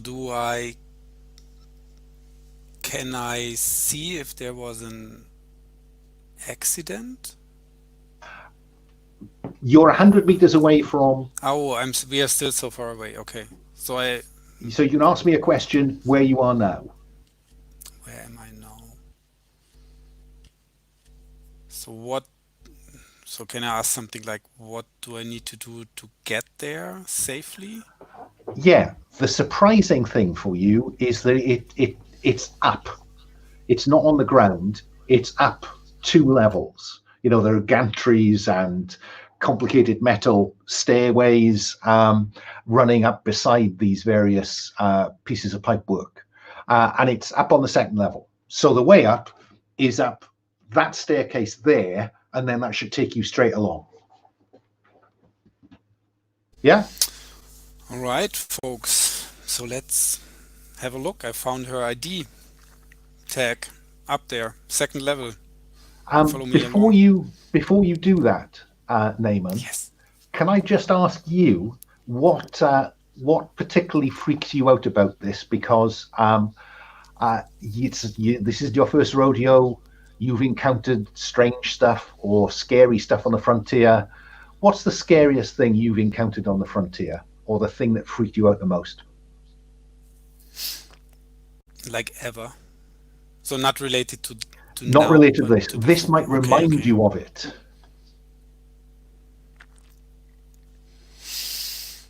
So what really freaked me out was during this briefing when they were talking about this, how was it called, this infection or this the space beast, depending on how conspiracy. Yeah, so all of this sounded very familiar to Namion. He heard stories like this already. In fact, he saw this parasite close up or under some microscope or something, and this story is just a cover-up story that they told. So there is really something out there like this. So he knows that something went down here. Okay, well then I think increase your stress by another 1, please. I'm not going to ask you how you combat that. I think that's freaky enough for me. What do you say to the rest of the group in terms of what you need to do next? Next we need to get Brigitte. I mean, no sign of Bob? No sign of Bob. I just have her on the tracker. She's somewhere up there. Okay.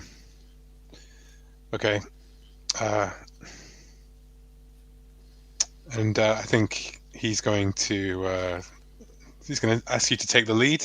Like track him up, and then he's going to take the rear basically, and maybe keep his hand on the service pistol as we go up the stairs. I love in non-traditional games to say, so the order of march is Naaman, then Tennyson. Who's next as you go up this stair? Or who's bringing up the rear? Tennyson's bringing up the rear. Okay. So, Wilson, are you behind Naaman? Yeah. Then James, then Tennyson. Okay. So there's that kind of clank, clank, clank of heavy boots up these metal staircase, and because you're now up a bit higher, the almost perpetual wind on Fury is more noticeable, and so there's as you get up to that top level, Naaman, and it looks like if beep beep beep beep if this is, it's just behind that large kind of cylinder. So do you go there at the run, Naaman, or are you taking your time? I think I will take my time. But it's pretty tough walking under the influence of gravity again. So, and I will be looking at this motion tracker all the time, pretty oblivious of what is going on around me. So Okay. pretty focused on the motion So tracker. looking down at the tracker, look. Yeah. Okay. I've rolled to investigate. Just checking. Naaman. Yeah. Okay. So again, the white and the grey die, I would guess. I think so. Yeah. A6. Oh, a 6. Great. So I can tell you that certainly it seems that behind that cylinder is where Brigitte is. But also about 20 yards beyond that, a second blip appears. Beep, beep, beep, beep. It's not a personal ID tag. It's moving across the front of your approach. Because you rolled a 6, you get to roll for stress again. Nice. So what do? I just roll. You just roll the green dice, and if you score more than current 3, Oh, it 6. goes up. Very good. Okay, your stress is currently at 4. I will remind you that when it gets to 6, you break. Okay. Wilson, what do you notice about Naaman that suggests that he's getting a bit freaked?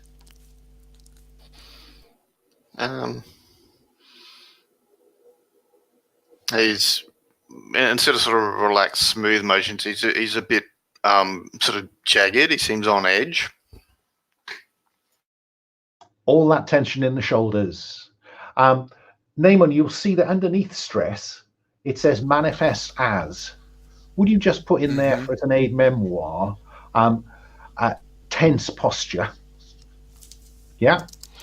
Yes. Wilson, you see him tense up. What do you do? So, what's up? Is Bob there too? Nah. It's not Bob. It's something else. And it's strange. I don't know what it is. But I know Brigitte is around the corner. That can't be I right. think we don't- And I'll yell out, Bob, come on, Bob. Let's get back to the ship. Neither Bob nor Brigitte respond to that shout. James, you're next, reaching the top of this gantry. And what do you do?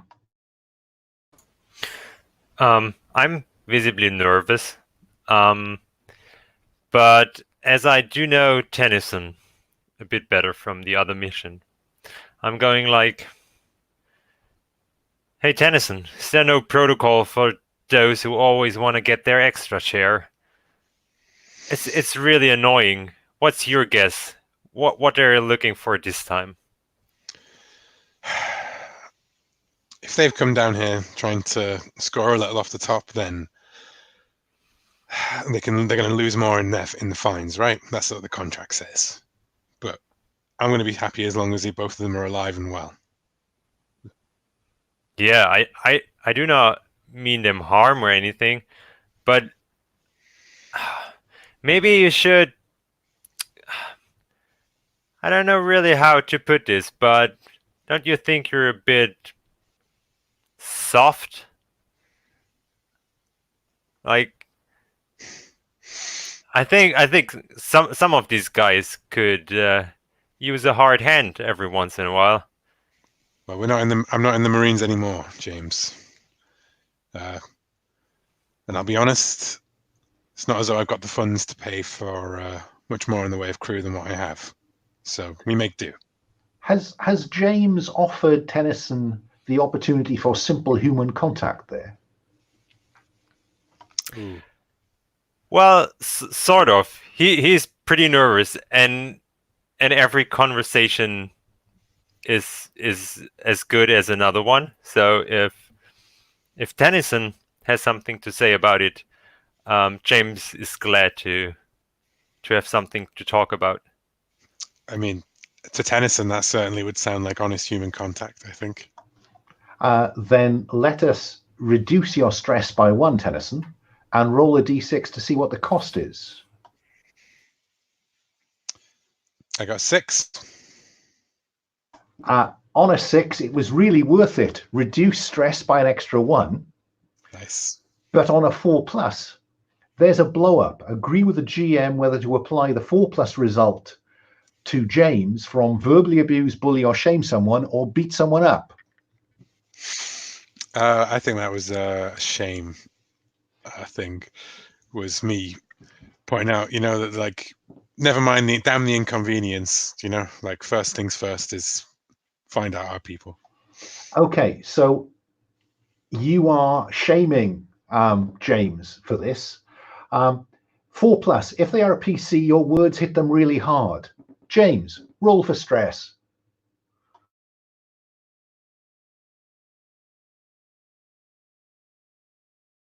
It's a 6. Gee whiz, it went up. And by this point, Naaman, you come around the side of the cylinder, and there is Brigitte's ID tag lying in a pool of blood on the gantry. Would you roll for stress, please? Of course. It's just a pool of blood. Her body is not there, right? Nobody. Nobody. That's very stressful. Oh, it's not so. It's a 2. You were already stressed enough, so it doesn't go up. I think at that point, I'll call our second break. Mario, how am I doing in terms of when your visitors are due, or have you already dealt with that? I wasn't certain. All good from my side. Okay. Shall we say we'll be back at 1:15 again? See you then.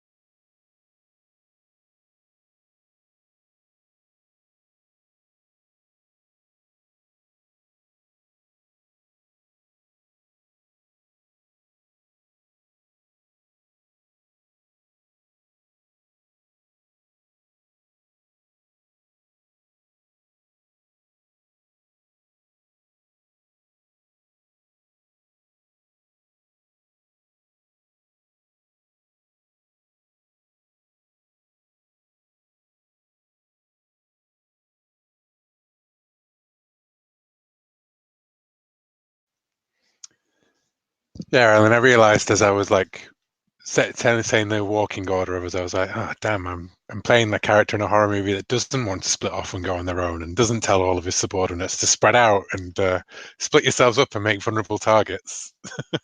It's Marine training. Yeah.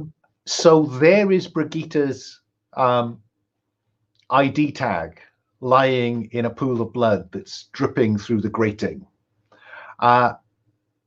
Wilson, you see Naaman stop dead. What do you do? I'll move forward and do you think they had a fight or something? I think I need Wilson to roll for stress, please, because this is evidence that Brigitta, something has come to harm. And I get the feeling he's got a bit of a thing for Brigitta. Well, kinda. He's been rejected a few times. He rolled equal to his current stress. Then that's fine. Beep, beep. But he's asking Naaman just to say, do you think Brigitta and Bob had a fight? James, Tennyson. Naaman has gone, oh, shit. I think Tennyson puts a hand out and like pushes, just holds James back for a second and then jogs up the stairs after them with unbuckling the pistol as he goes. I think that probably the initial shock, you are prepared for something when you come around that corner, so I'm not going to make you roll for stress, or James when he arrives. But Naaman, that kind of beep, beep, beep, beep, disappears. What do you do?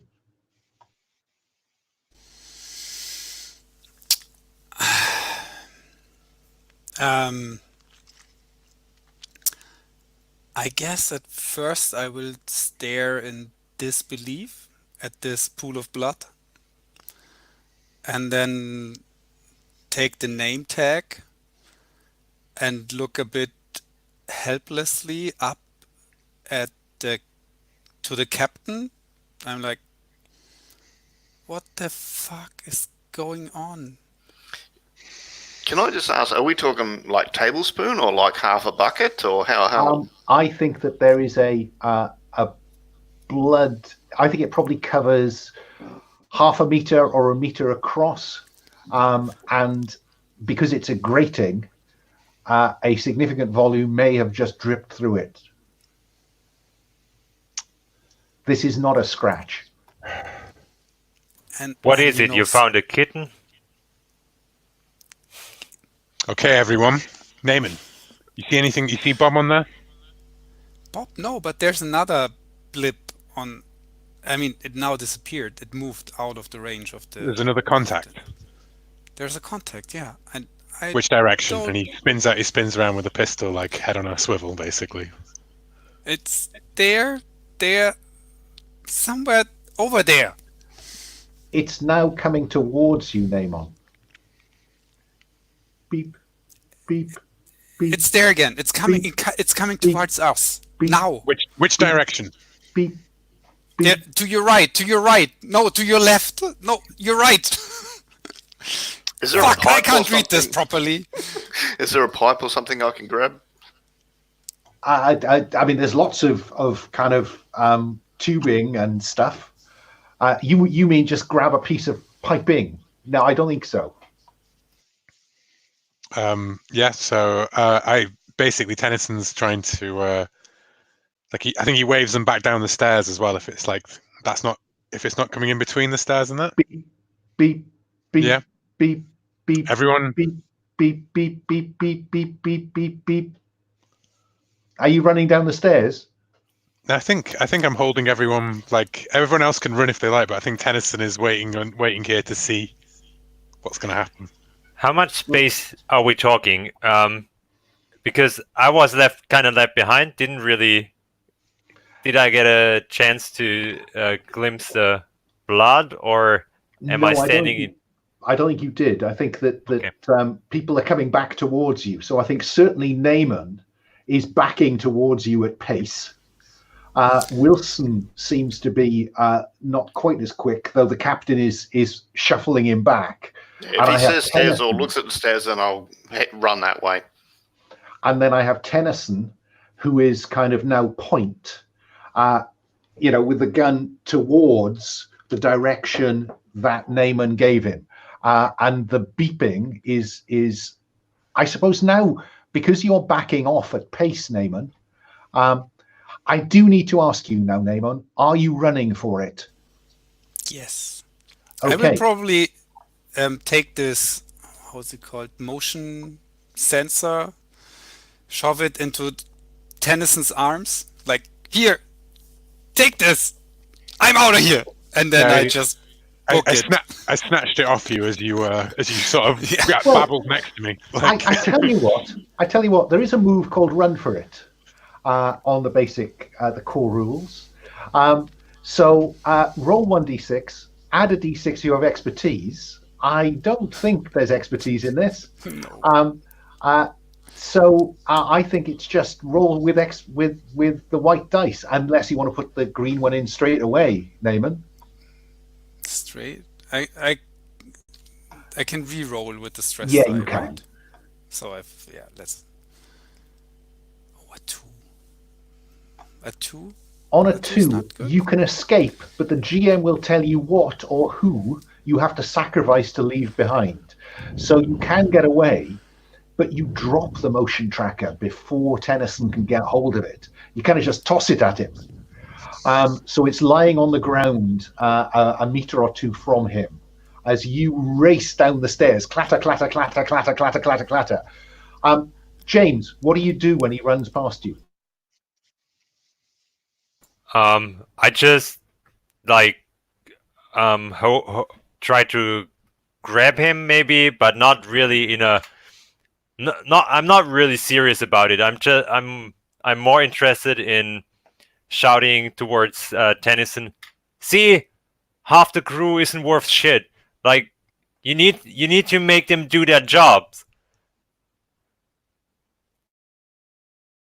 Sorry, yeah, I love that. I just run by him then, and I'm fuck my job. I never signed up for this shit. James, I think you just shamed our engineer as he runs past you. So you get to seek relief from the horror if you want to, which means you get 1 stress back, but you have to roll a d6 to see what the consequence is. Okay.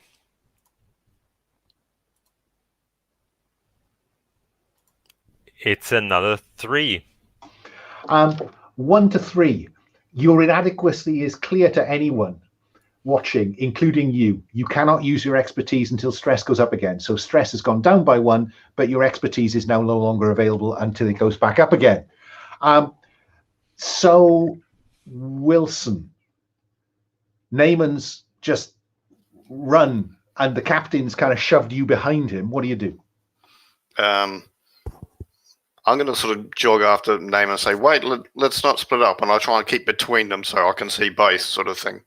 Okay, so you are right. So you're trying. Well, I mean, that's going to be difficult because he's racing down this set of stairs. Well, I'm going after him, just not full pace. I'm saying, wait, let's not split up. So you're not running for it. You're running after him. That works for me. Tennyson, what do you do when a strange crab-like thing drops onto the gantry in front of you? Open fire.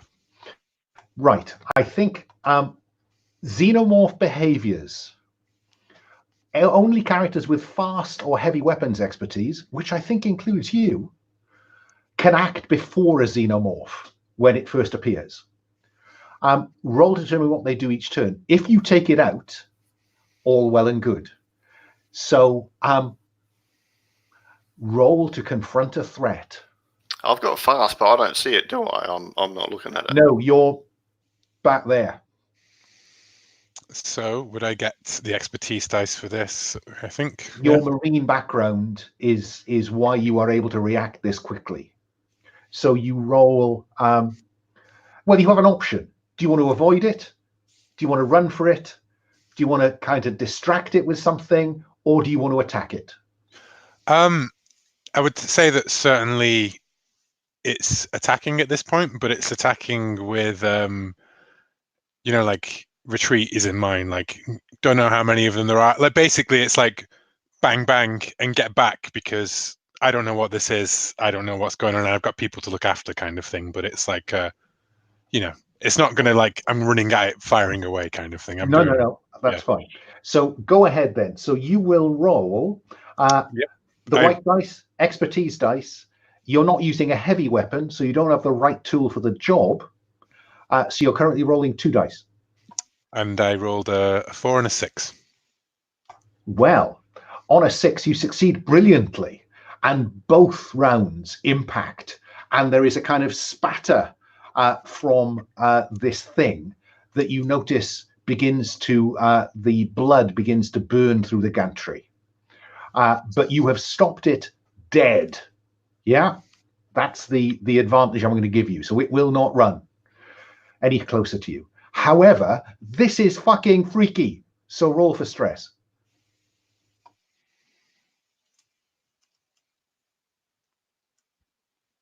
That's a 3, which is higher than my current one, so that goes up. So it's lying there, bleeding acid. James, you were behind him. Wilson has headed off after Naaman. What do you do? Yeah, well, in this case, I'm sticking with Tennyson for sure. Like, because I will remind you that you've always been fascinated by the unknown and would give anything but your own life to know more.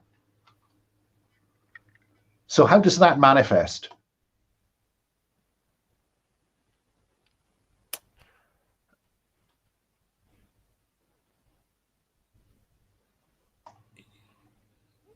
Can you resist? There wasn't... I think you're looking at Chris's. Yeah. Oh, I'm sorry. Right. I beg your pardon. Yes, I am getting carried away. So, yeah, what do you want to do, James? Well, I never really trusted the conspiracy theories. It was more of kind of a mocking people thing. But I think all I'm doing is just try to stay real close to Tennyson.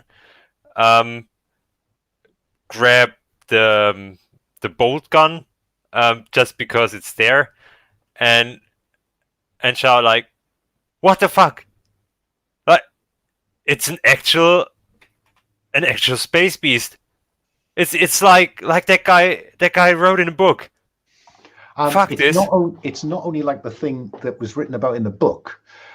That meeting with a shadowy figure in a bar before you embarked for Fiorina 161. What they said to you was, if you find anything interesting out there, anything surprising, we would expect you to get in touch.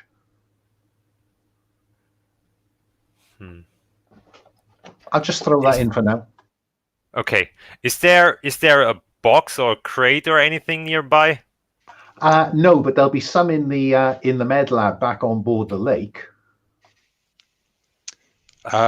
Tennyson is yelling at James to stay back. Like, Wilson, Naaman, sound off. Wilson is probably close enough in this wind to hear that. Yeah, I'm trying to grab Naaman. Still here. I think, frankly, Naaman is too far away for on this windy gantry for your voice to carry. So, Naaman, you're running as fast as you can back to the ship, I think. Yeah? You've thrown the motion tracker away. And then something drops to the ground ahead of you. It lands in a crouch and then stands up. It's black on black, ebony. It looks like it's been carved and sanded and smoothed and varnished in ebony, as a large head comes up towards you. Would you like to roll 1d6 to tell me what this warrior xenomorph does? Absolutely.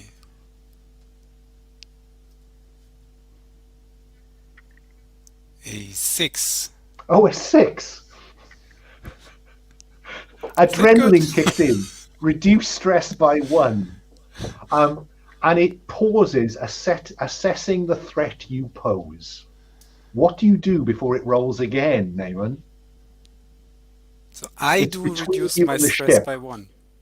Yeah. So it's between me and the ship, so I cannot get to the ship. No, you might be able to make it to the living quarters by going that way. Fuck.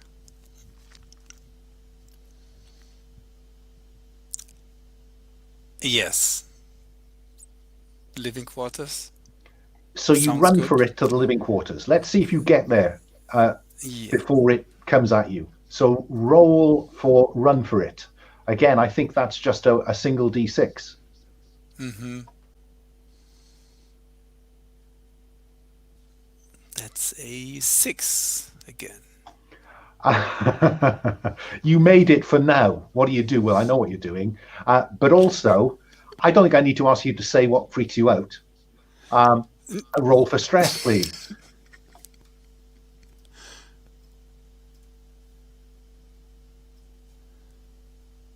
A 1.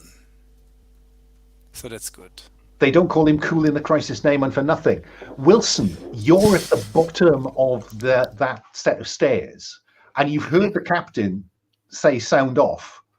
And then Naaman you saw him running towards the ship, and then he screeches to a stop and goes off in that direction instead. What do you do?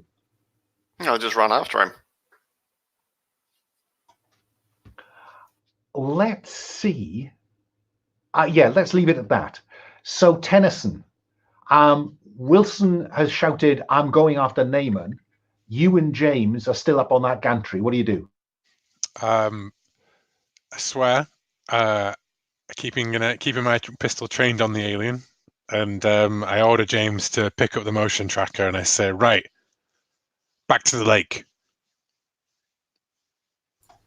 James sort of looks like he would get the motion tracker, but instead he gets off his leather jacket and tries to throw the leather jacket over the crab thing. Fine. That is the bonus we were looking for. I think this is roll to do something else.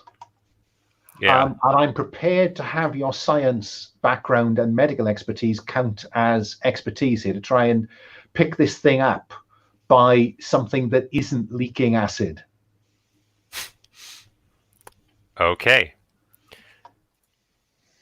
So I'll even give you the right tool. You've got this thick, shiny leather jacket. I already have a 3 and a 6. Now I roll the weapon. Yeah, the grey one. That's right. Yeah. The right It's a tool for the 3. job. Okay. No. So the 6, it goes brilliantly. You pick this thing up. You grab it by one of its legs. It seems like it's bled out. So, there's, as long as you keep it away from you, there's no chance of the acid getting on you. The inside of your jacket may be fairly damaged, but, you can always buy another one of those. But this is an actual fucking alien thing. Roll for stress.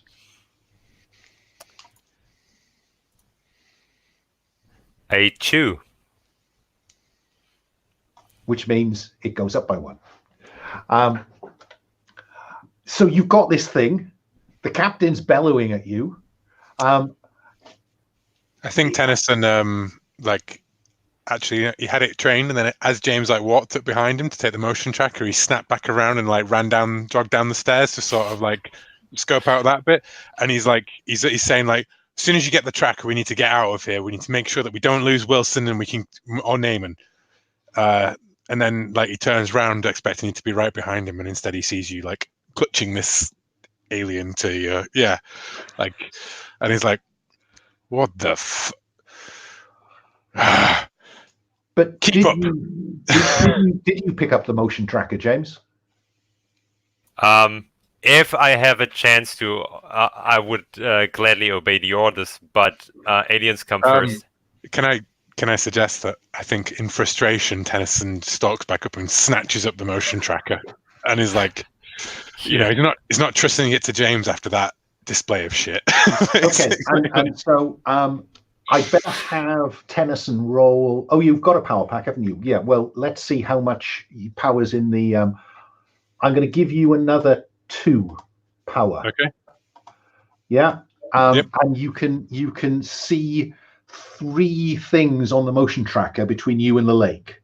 All 3 of them are moving at right angles to the direction to the lake. I think that Tennyson's going to.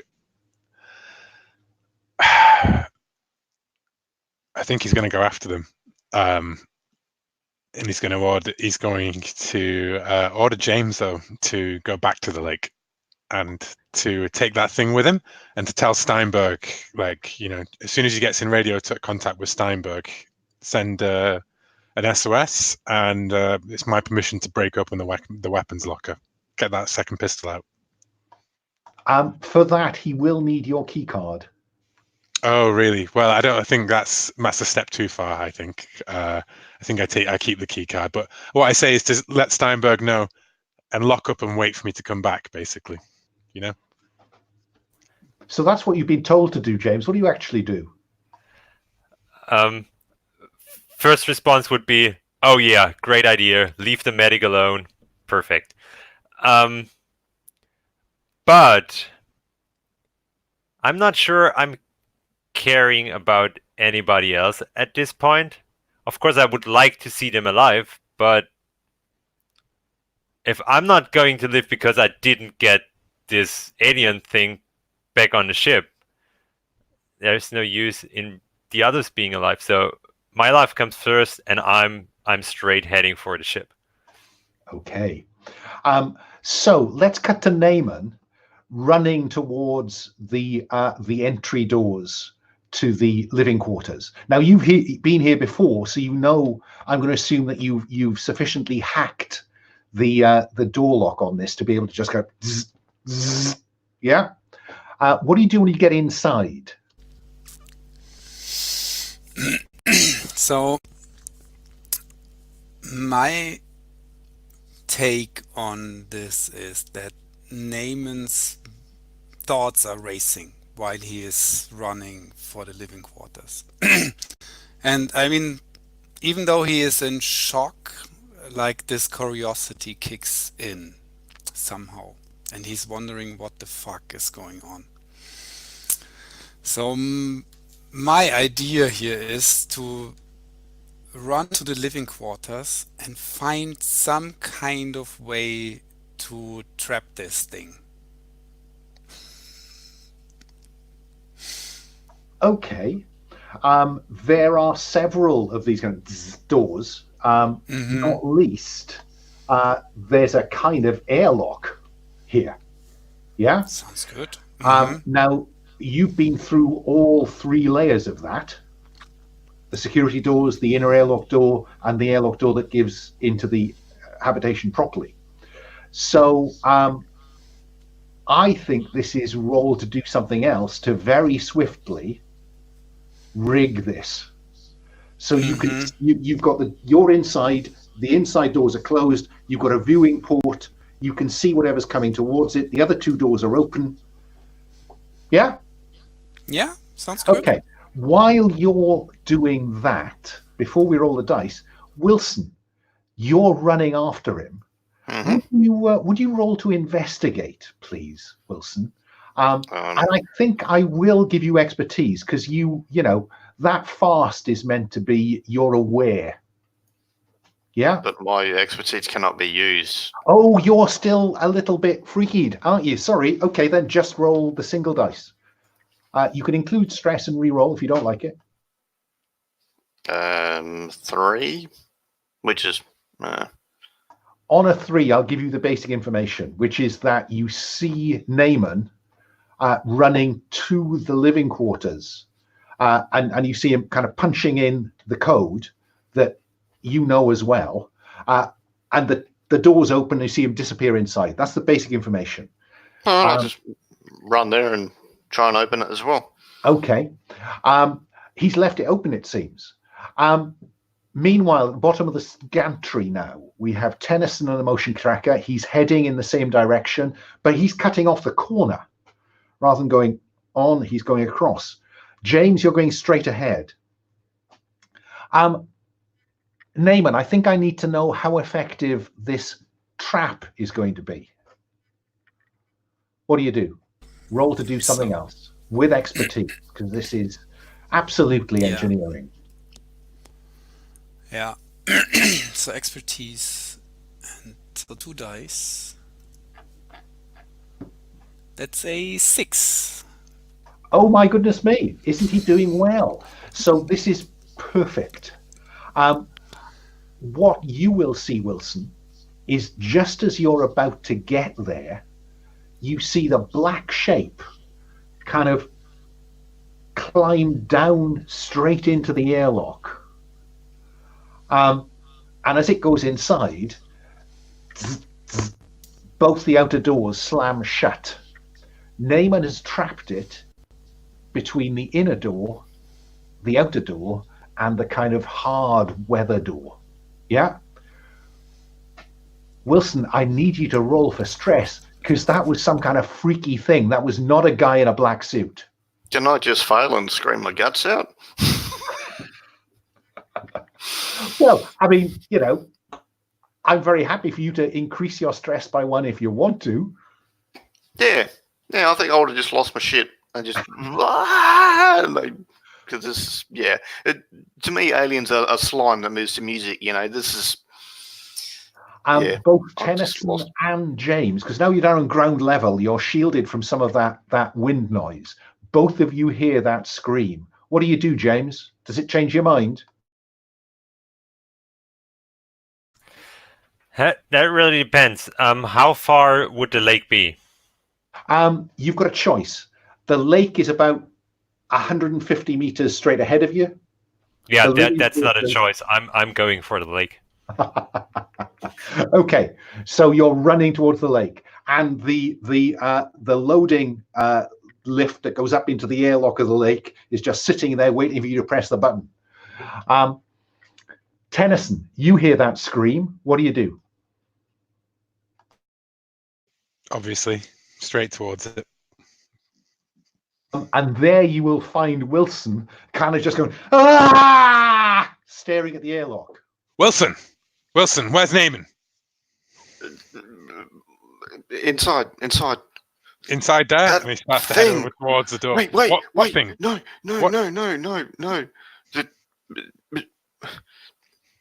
Is there like a, you know, like a port to sort of like peer into? Because I feel like that would be like the cinematic thing to do. Is for like death. Death is through this misted port. From a distance, you can see something moving in there, whipping back and forth, Tennyson. And so with you, we will approach the port and have you look inside and roll for stress. That's a 1. There is a ebony black, shiny, upright, kind of bipedal, long tail, swishing back and forth thing in there. That's the view that Naaman has from the other side. And I think that the reason that he doesn't take stress is because it's not Naaman in there with it. Like, I can clearly see that it's just the thing. You can, and we might even see beyond it the plane of focus shifts from it. Oh, that'd be so cool! Yeah. To the port of and where Naaman is like this. Yeah. Okay, Naaman, you got it. What are you going to do with it? I have no fucking idea, but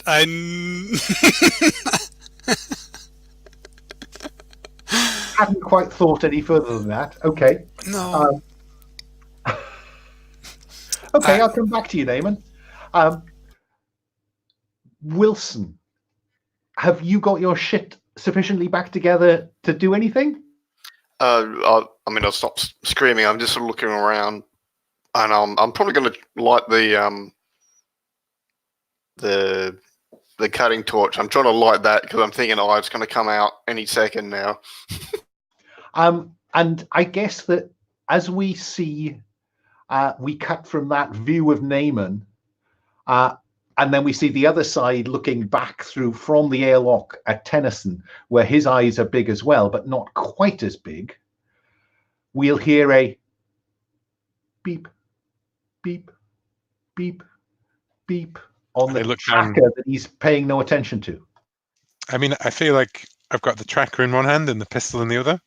And it's sort of like, you know, when I hold the pistol, I'm holding the tracker like kind of underneath it to sort of steady it. And I think I look down and I'm like, as soon as I hear the beeping, where is it? Does this, you know, what do I see? Behind you and heading to the lake. I'm going to yell out again. Bob, is that you? Wilson, quiet. Look, one of those things are in there. Who knows if that's Bob or not? But we need to get Naaman and we need to get back to the lake. Okay? Just gonna have to hope that James got there first. James, you skid to a halt on the lift platform that will lift you up into the belly of the lake and the airlock beyond it. Do you just press the button and go? Yeah, so the master plan is getting this alien thing in one of my fridges, where I think would be in better shape till we arrive back to the shadowy figures.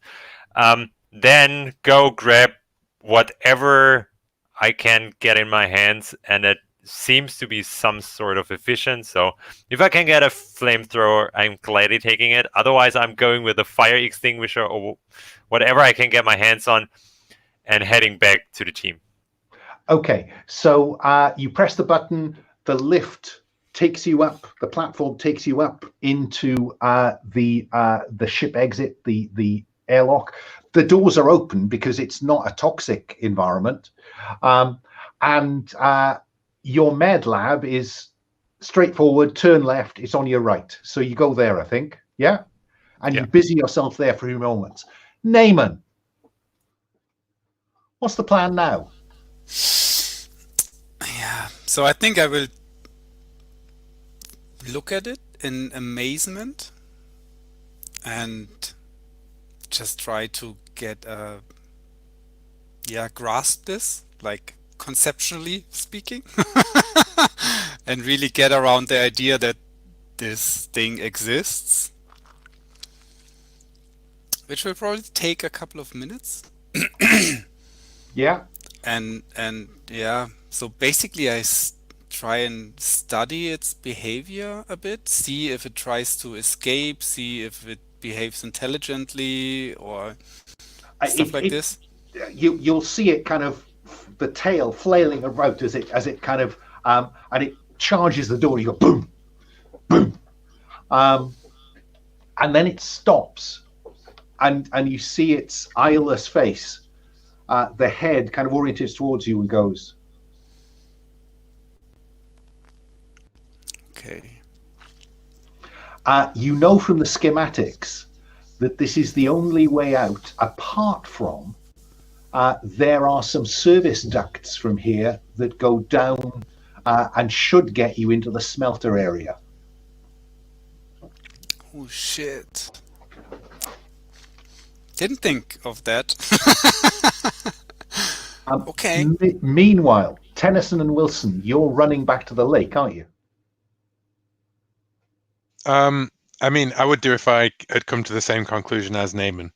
After looking at my pulling out my blueprint of the schematics, right? Because obviously it's not on a data pad or anything like that. It's on a crude, printed out, scrunched up piece of paper that I quickly push out against the wall, and I'm like,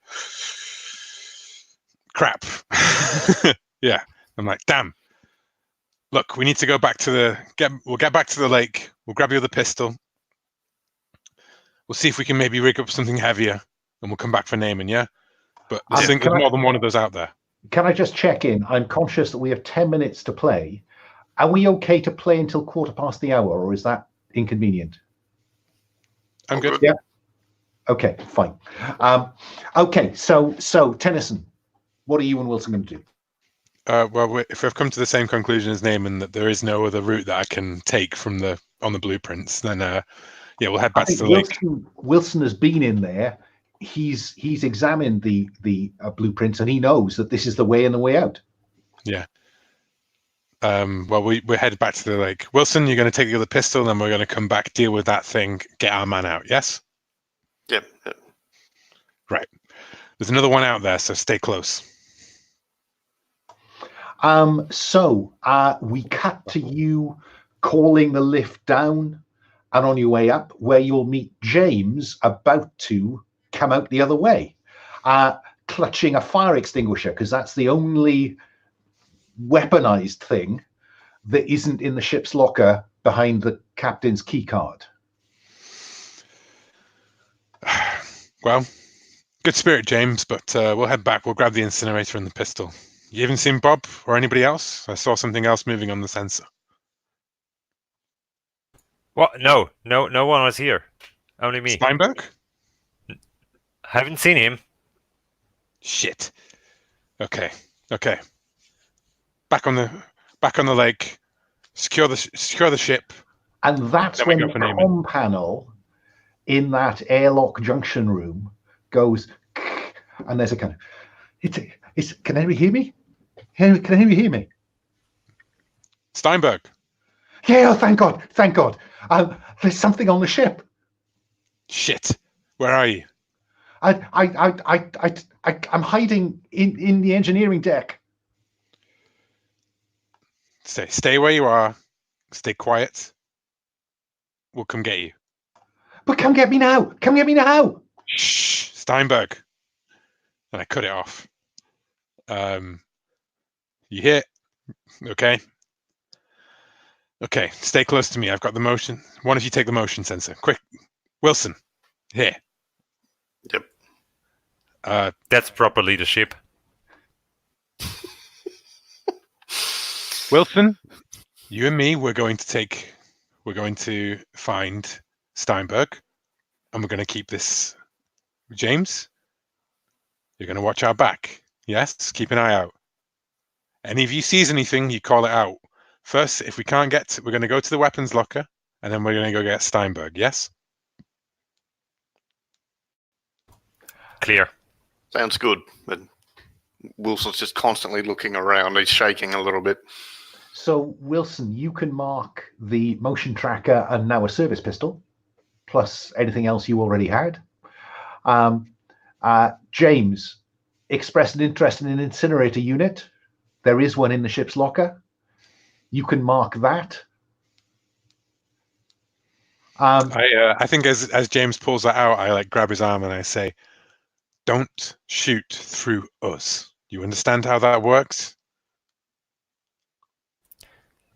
I'm the medic.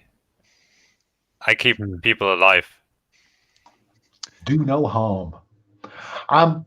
Naaman, at the point where you become aware that this thing is considering its position, and the penny drops that the only way out of here is down one of the inspection ladders to the ground floor of the smelter, and from there finding your way out to get back to the lake. This thing looks and then approaches, and there's that kind of, and it just steams up a little bit.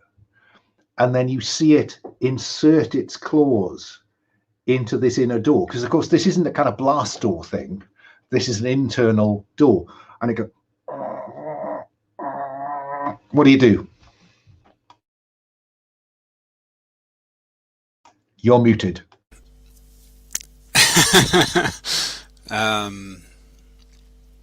Good question.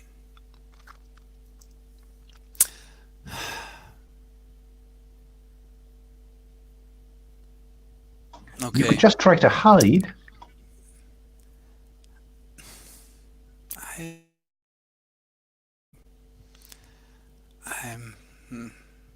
You try and talk to the alien?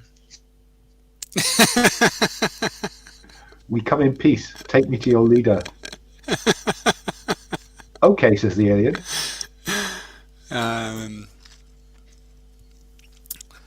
Okay. So my trap is about to lose its efficiency, I guess. So he will pry the door open. I will... I'm going to come back to you. Yeah, I'm sorry. Tennyson, Wilson, you're in the bowels of the upper engineering deck. Yeah? Yep. Wilson has the... and so is James. Wilson has the motion tracker and a service pistol. You have a service pistol. James has the incinerator unit. And there's a kind of beep, beep, beep, beep. Now, of course, because you told Steinberg to stay still, he won't show up on the motion tracker. Oh, no, but his ID will. And he is deep in these, these cavernous engineering spaces that we know all alien universe ships require. And you are approaching it. Yeah? Yeah. I'd like each of you... No, let's see. Who's most likely to spot something? Who's got the expertise? I mean, I would say that that's probably Tennyson, to be honest. Survival, I think, is what that's called. So, given that you still have your expertise available, roll with expertise, please, to investigate to see if you can find Steinberg. I got 5. Oh, right.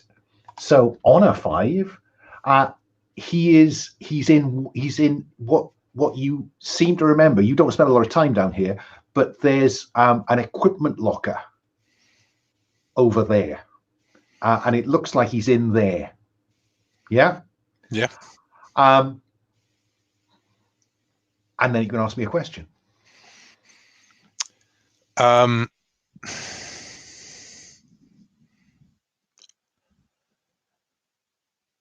How well do I see the signs of anything else being in here? Oh yes. We cut to your foot as you're moving quietly through this place, and then there is a gobbet of goo that your foot has just trodden in. And as you look down at it, there's a kind of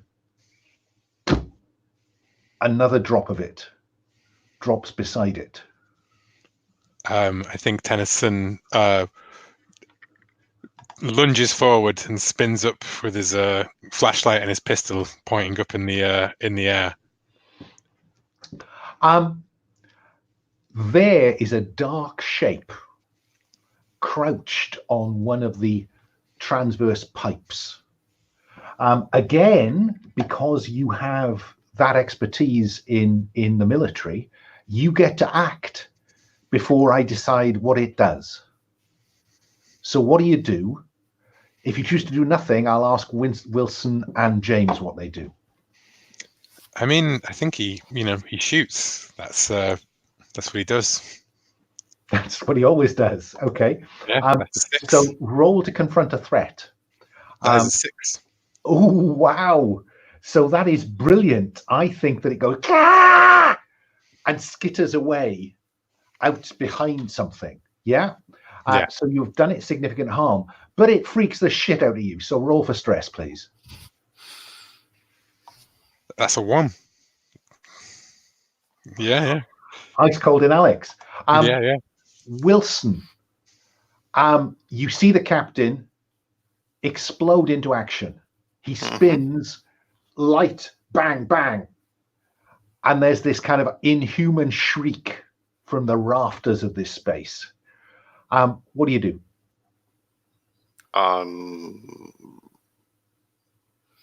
I'm going to run for the, where the pilot steers the ship, the bridge, basically. Oh, you're down in the engineering deck now, so you have to go back where you came and up that ladder. All right, maybe not then. The space where Steinberg is supposed to be is about 50 yards over there in that locker. Think about it while I ask James the same question. No, I'm going to the locker. Okay, James, what do you do? Do I see a chance to harm it more? Do I get a shot? I think that you don't get a shot because only fast or heavy weapons gets to act before it. But I think I am very happy to go along with your dramatic inclination and have it drop behind you. So there's it, you, and the captain is behind you. I'm going to ask you to roll a d6 to see what the warrior does.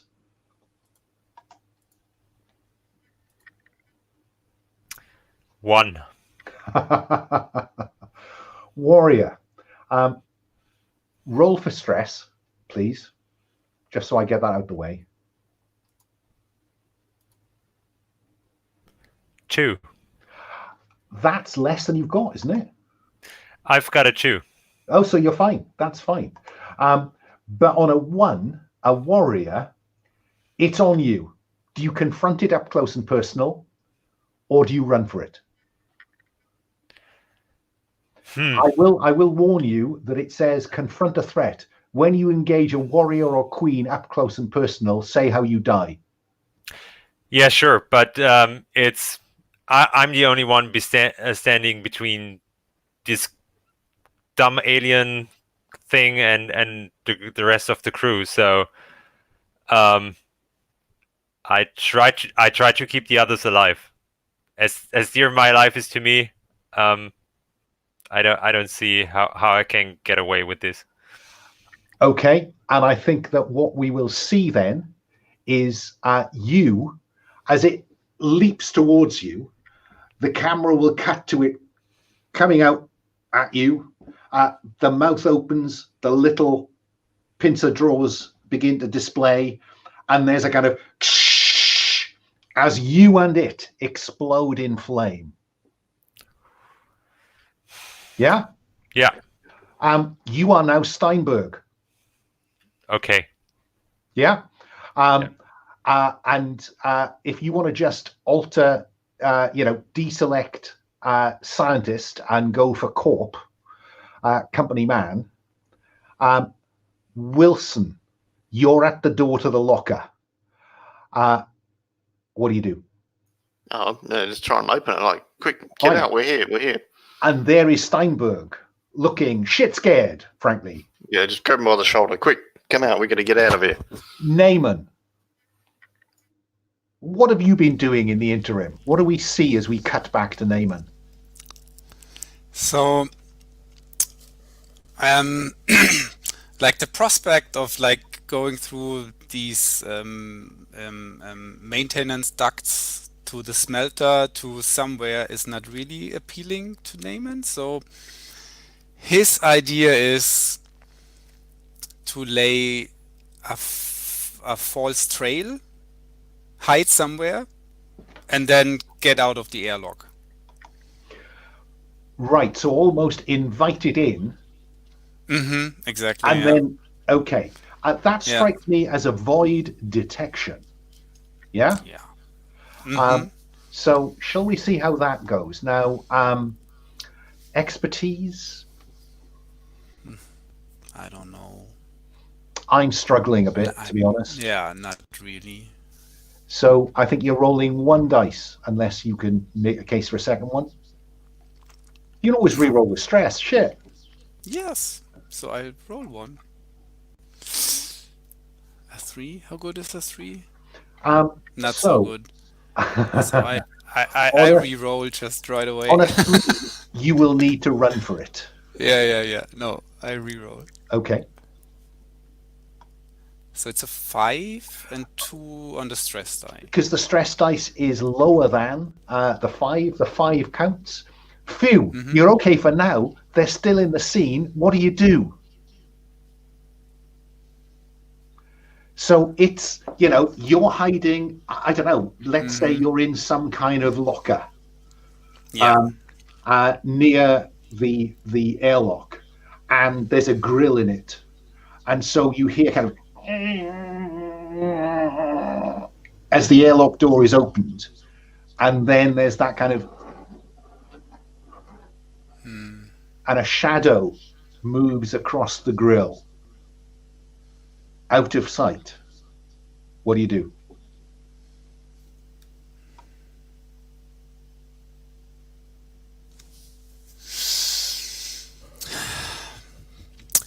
Yeah, I guess the moment I kind of feel like it's far enough, I just run for it.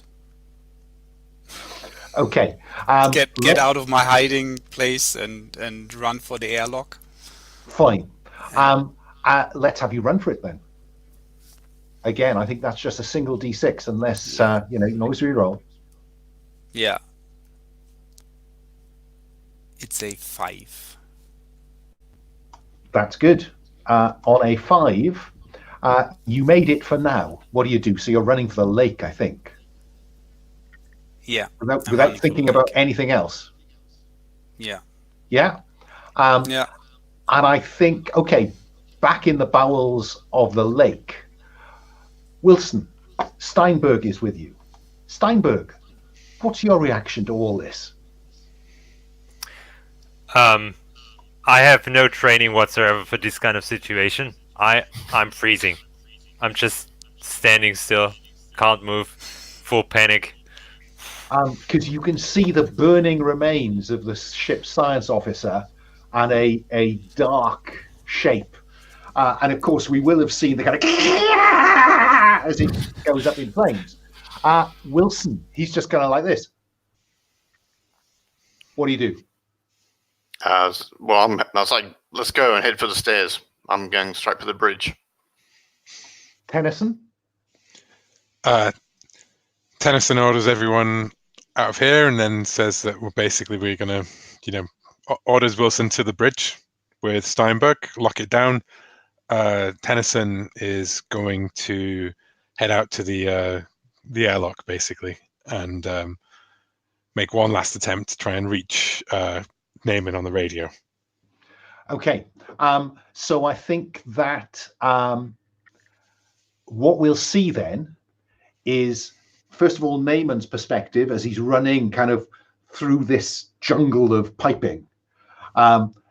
See the lake with its downlighters illuminating the ground, and then we'll see the platform coming down and down and down with a single heroic figure on it, Captain Tennyson. What do you do, Naaman?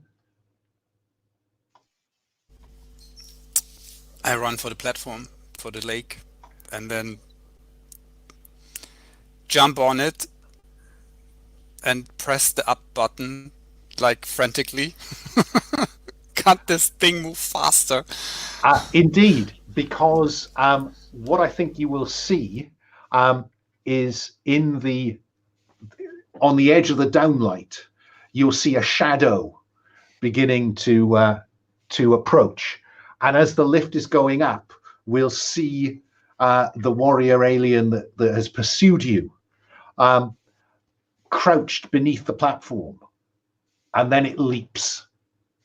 Steinberg, Wilson, what are you doing? I'm getting used to ships. I'm getting the ship ready to go, so I'm just doing the pilot stuff. Yeah, Steinberg's the same. Like, he's just trying to help Will to get off this fucking planet. You're muted. Sorry. No, thank you. So yeah, Wilson is screaming, no, hit the blue button, the blue button. And up it comes, Tennyson.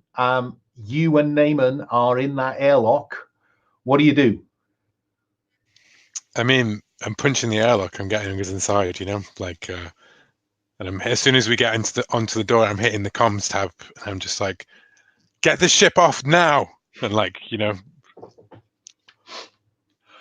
And I think probably what we will see is the lake kind of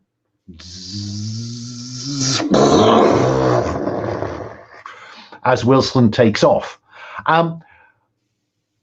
I do want Steinberg, who's the only other person on the bridge, to just roll investigate, please, to see if he spots anything peculiar that he would draw to Wilson's attention. Comtech would be expertise. Okay, so it's a 3 and a 4. Are you satisfied with that, or do you want to re-roll with stress? No, 4 is good enough, right? Sorry, I was just trying to tease you in. Yeah. Steinberg is kind of like the safe kind of guy, just doing exact everything in the manual, but nothing more. So. And there's a little red light that says rear left undercarriage. Beep, beep, beep, beep, beep, beep. What do you do, Steinberg? Well, red light. That's not good, right? What does it mean? And then the red light goes off. Oh. Weird. You see that? Mm-hmm. Yeah, it's probably nothing. I'll just send a last message saying, Bob, Brigadier, if you can still hear us, hide. We'll try and send help. We've got to go. Sorry. I'm sorry. And he's upset at that point. And therefore, I think that is where we will cut to epilogues. Because you're off the planet. Most of you survived with some memories. Can I start with Naaman? Naaman, what do we see before we close to credits? I think Naaman is looking at his data tablet, because I think as stressful as this situation with this alien was, I think he filmed it a bit. Like he took the tablet and I think just, while he was, when you were studying its behavior, I think you have video. I think you have video. I have some video footage of this alien, and I think this is the last shot you see of him studying this alien, this video footage. This kind of Blair Witch kind of look through the screen, and it's very shaky, and then it begins to focus, and it's okay. I like that. Tennyson, what epilogue do you want to give us?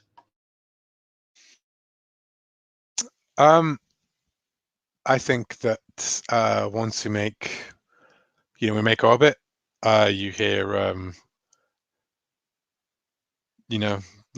think that's when we hear Wilson's kind of like signing off, of the thing played on loop around like a little thing, and then I send a one off to the the nearest station to say that we've lost crew, we're making our way back, but we'll be coming back for you, Brigitte, and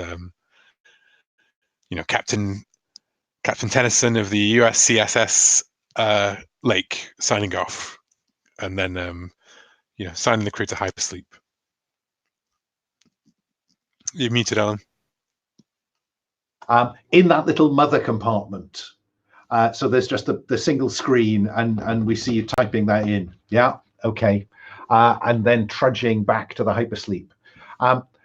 What about Wilson? Yeah, he's a bit quiet. He's not quite himself. He'll sort of walk past Bob and Brigitte's cabins or whatever, and just sort of, their sleeping pod things, and just sort of nod, and he's going to go and, I don't know. Maybe he goes to the back of the ship and something really horrible happens.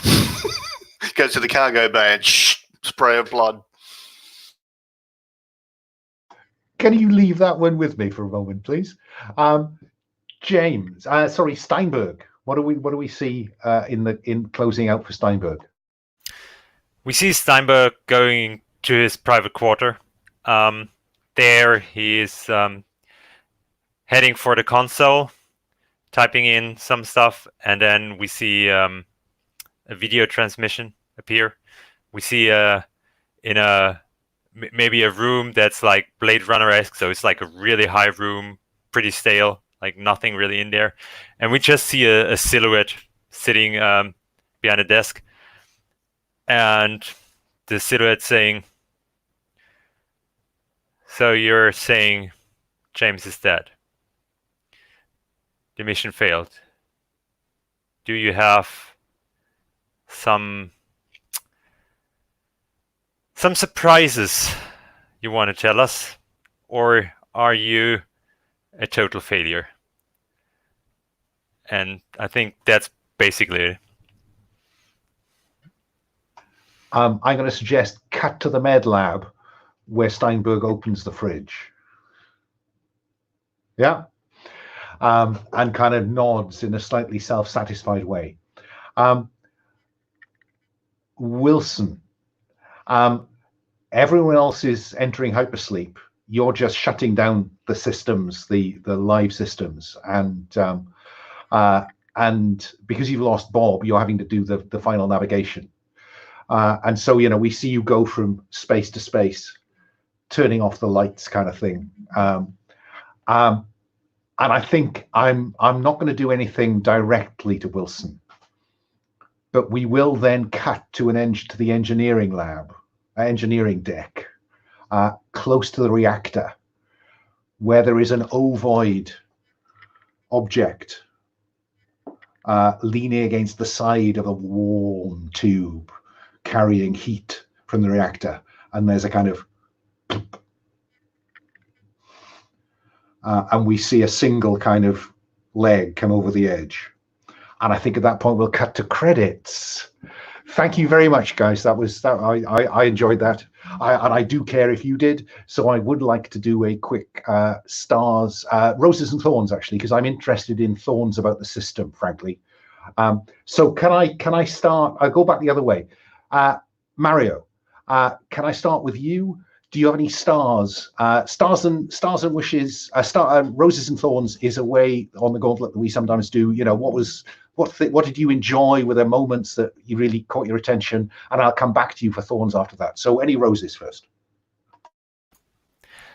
I really enjoyed how intuitive the system and the rules are written, because I watched a couple of alien movies like way back, and I did not remember much. I just watched some YouTube videos about it, and there is, it doesn't really matter if you're like really deep into the lore.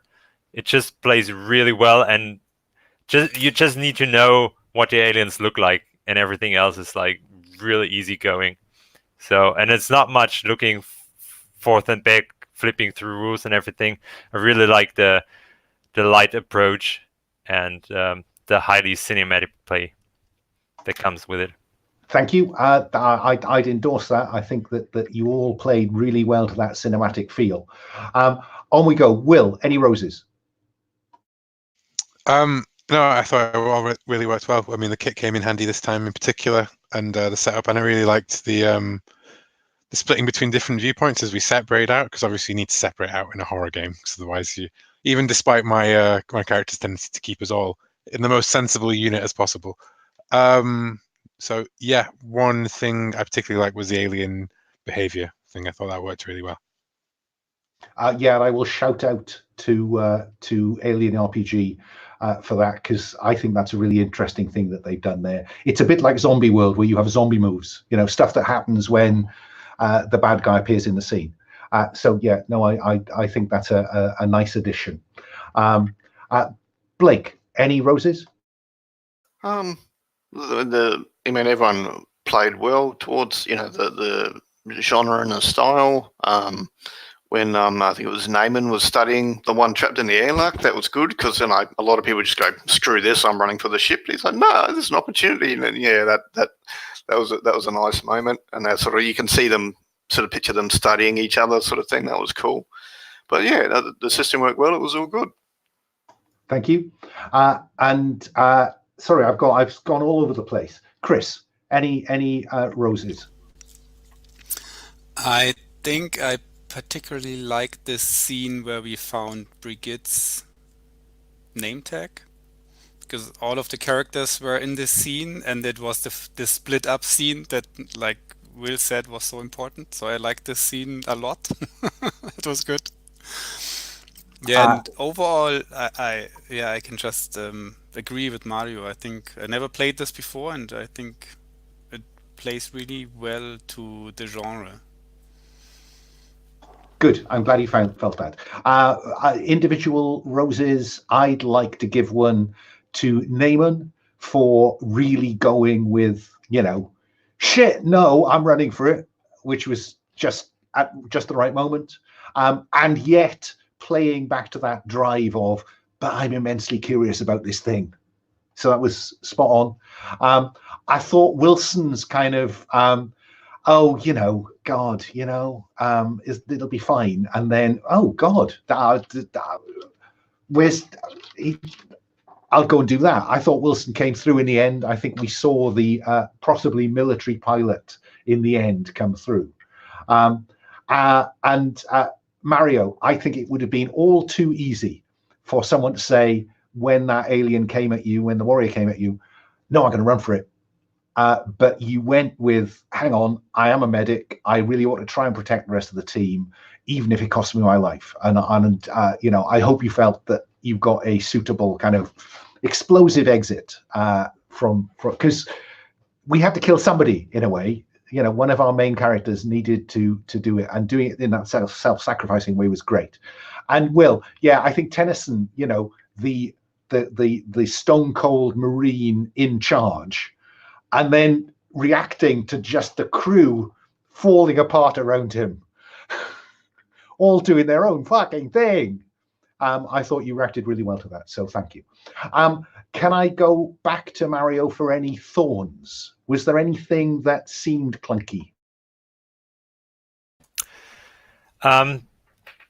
Yeah, it's a general one-shot thing I tend to struggle with every once in a while, because I started with one point of stress, and I didn't feel that my character was like was the kind of guy that got himself like really involved. So I didn't feel like the stress die would seem appropriate, and so I was always like really low on stress. So I think for one shots I would go with a higher stress level to begin with, because now I always was like, yeah, I should use some stress die, but the narrative didn't work out for me. So that was something I struggled with. Yeah, I think that's a fair point. When I've done this before, I've done the love letter at the very beginning as part of character creation, and this time I experimented with the idea of trying to build it into the narrative. And in my mind's eye, I was thinking, the first time stress goes up, we'll have a little flashback to this previous experience. But if your stress doesn't go up, then that doesn't help. So I think you're right. I think I'll go back to using the love letter first off, and maybe even making it a bit higher. I don't know, but yeah, I think that's a fair point. Blake, thorns? No, not really. I thought it all worked well. I mean, obviously in the movies there's a lot more aliens, but we're not 12 colonial Marines. We're 4 schmucks for the most of us. So, no, that was all fine. Okay. It occurs to me that the next time I ought to try a Marine team, just to see how that goes. Will, thorns? I like the idea of doing the love letters like midway through, because I feel like that's the chunkiest part of character creation, really. But I think maybe it does work better at the start, like just because it's another thing to sort of keep track of and factor in on the spot, kind of thing.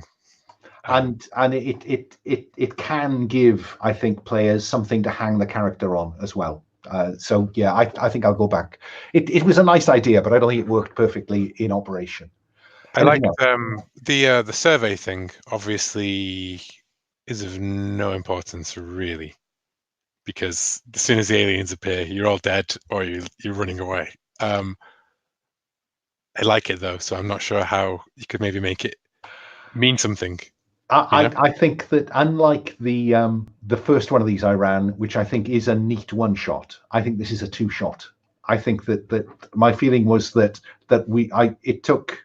it was an hour before we were ready to play, pretty much, because of various bits and bobs, and then you kind of have to do that to the narrative, whereas across a 2-shot, I think you could do that. Yeah, don't know. Just worth thinking about, I think, for this one. I think the pacing will work fine. I'm just like, on reflection, because I like that mechanic, I was just thinking, what does it actually do at the end of it? Yeah, I'm not sure what it does either, now that I've played it once. So I think, I don't know. I think the characters would go out and explore it, whether I had a dice roll or not. Blake, no, hang on, I'm going the wrong way again. Chris, any thorns? I mean, the only thing that was a bit, to me, feels a bit clunky, but I don't know, perhaps it's more relevant in 2-shots, is this whole equipment, power stuff. But then again, I'm not so into this nitty-gritty, tiny thingies. Yeah, it was positively red markets, I thought. Sorry, Mario and Blake, that's an in-joke between the three of us. No, I feel that this game needs some equipment. I think you're right about the power, though. And it was my effort to try to ration the use of certain bits of equipment, and I'm not sure in context that it's worth the candle. I might just put, 2 or 3 uses on each of the relevant bits of equipment. Yeah, don't worry about rolling. Yeah.